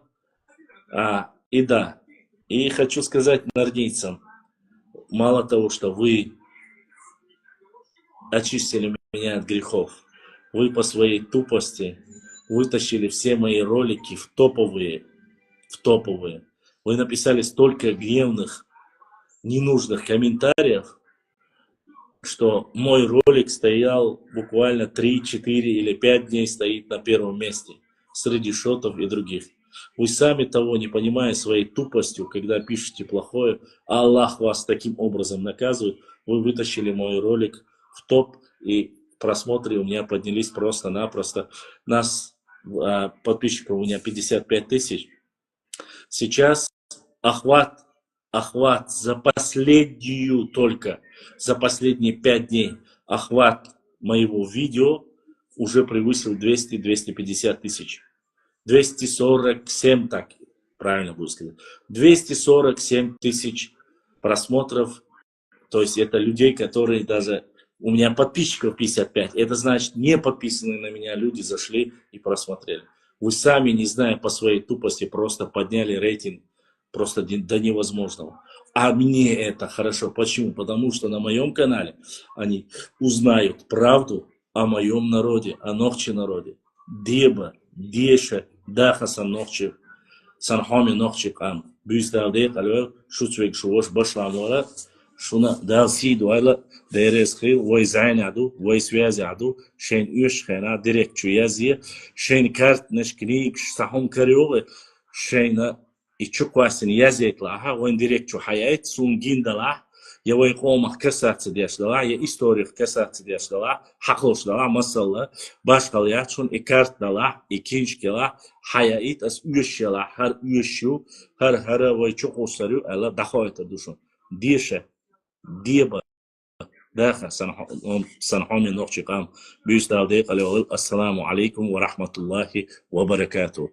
Адик велшу масир марш ойл.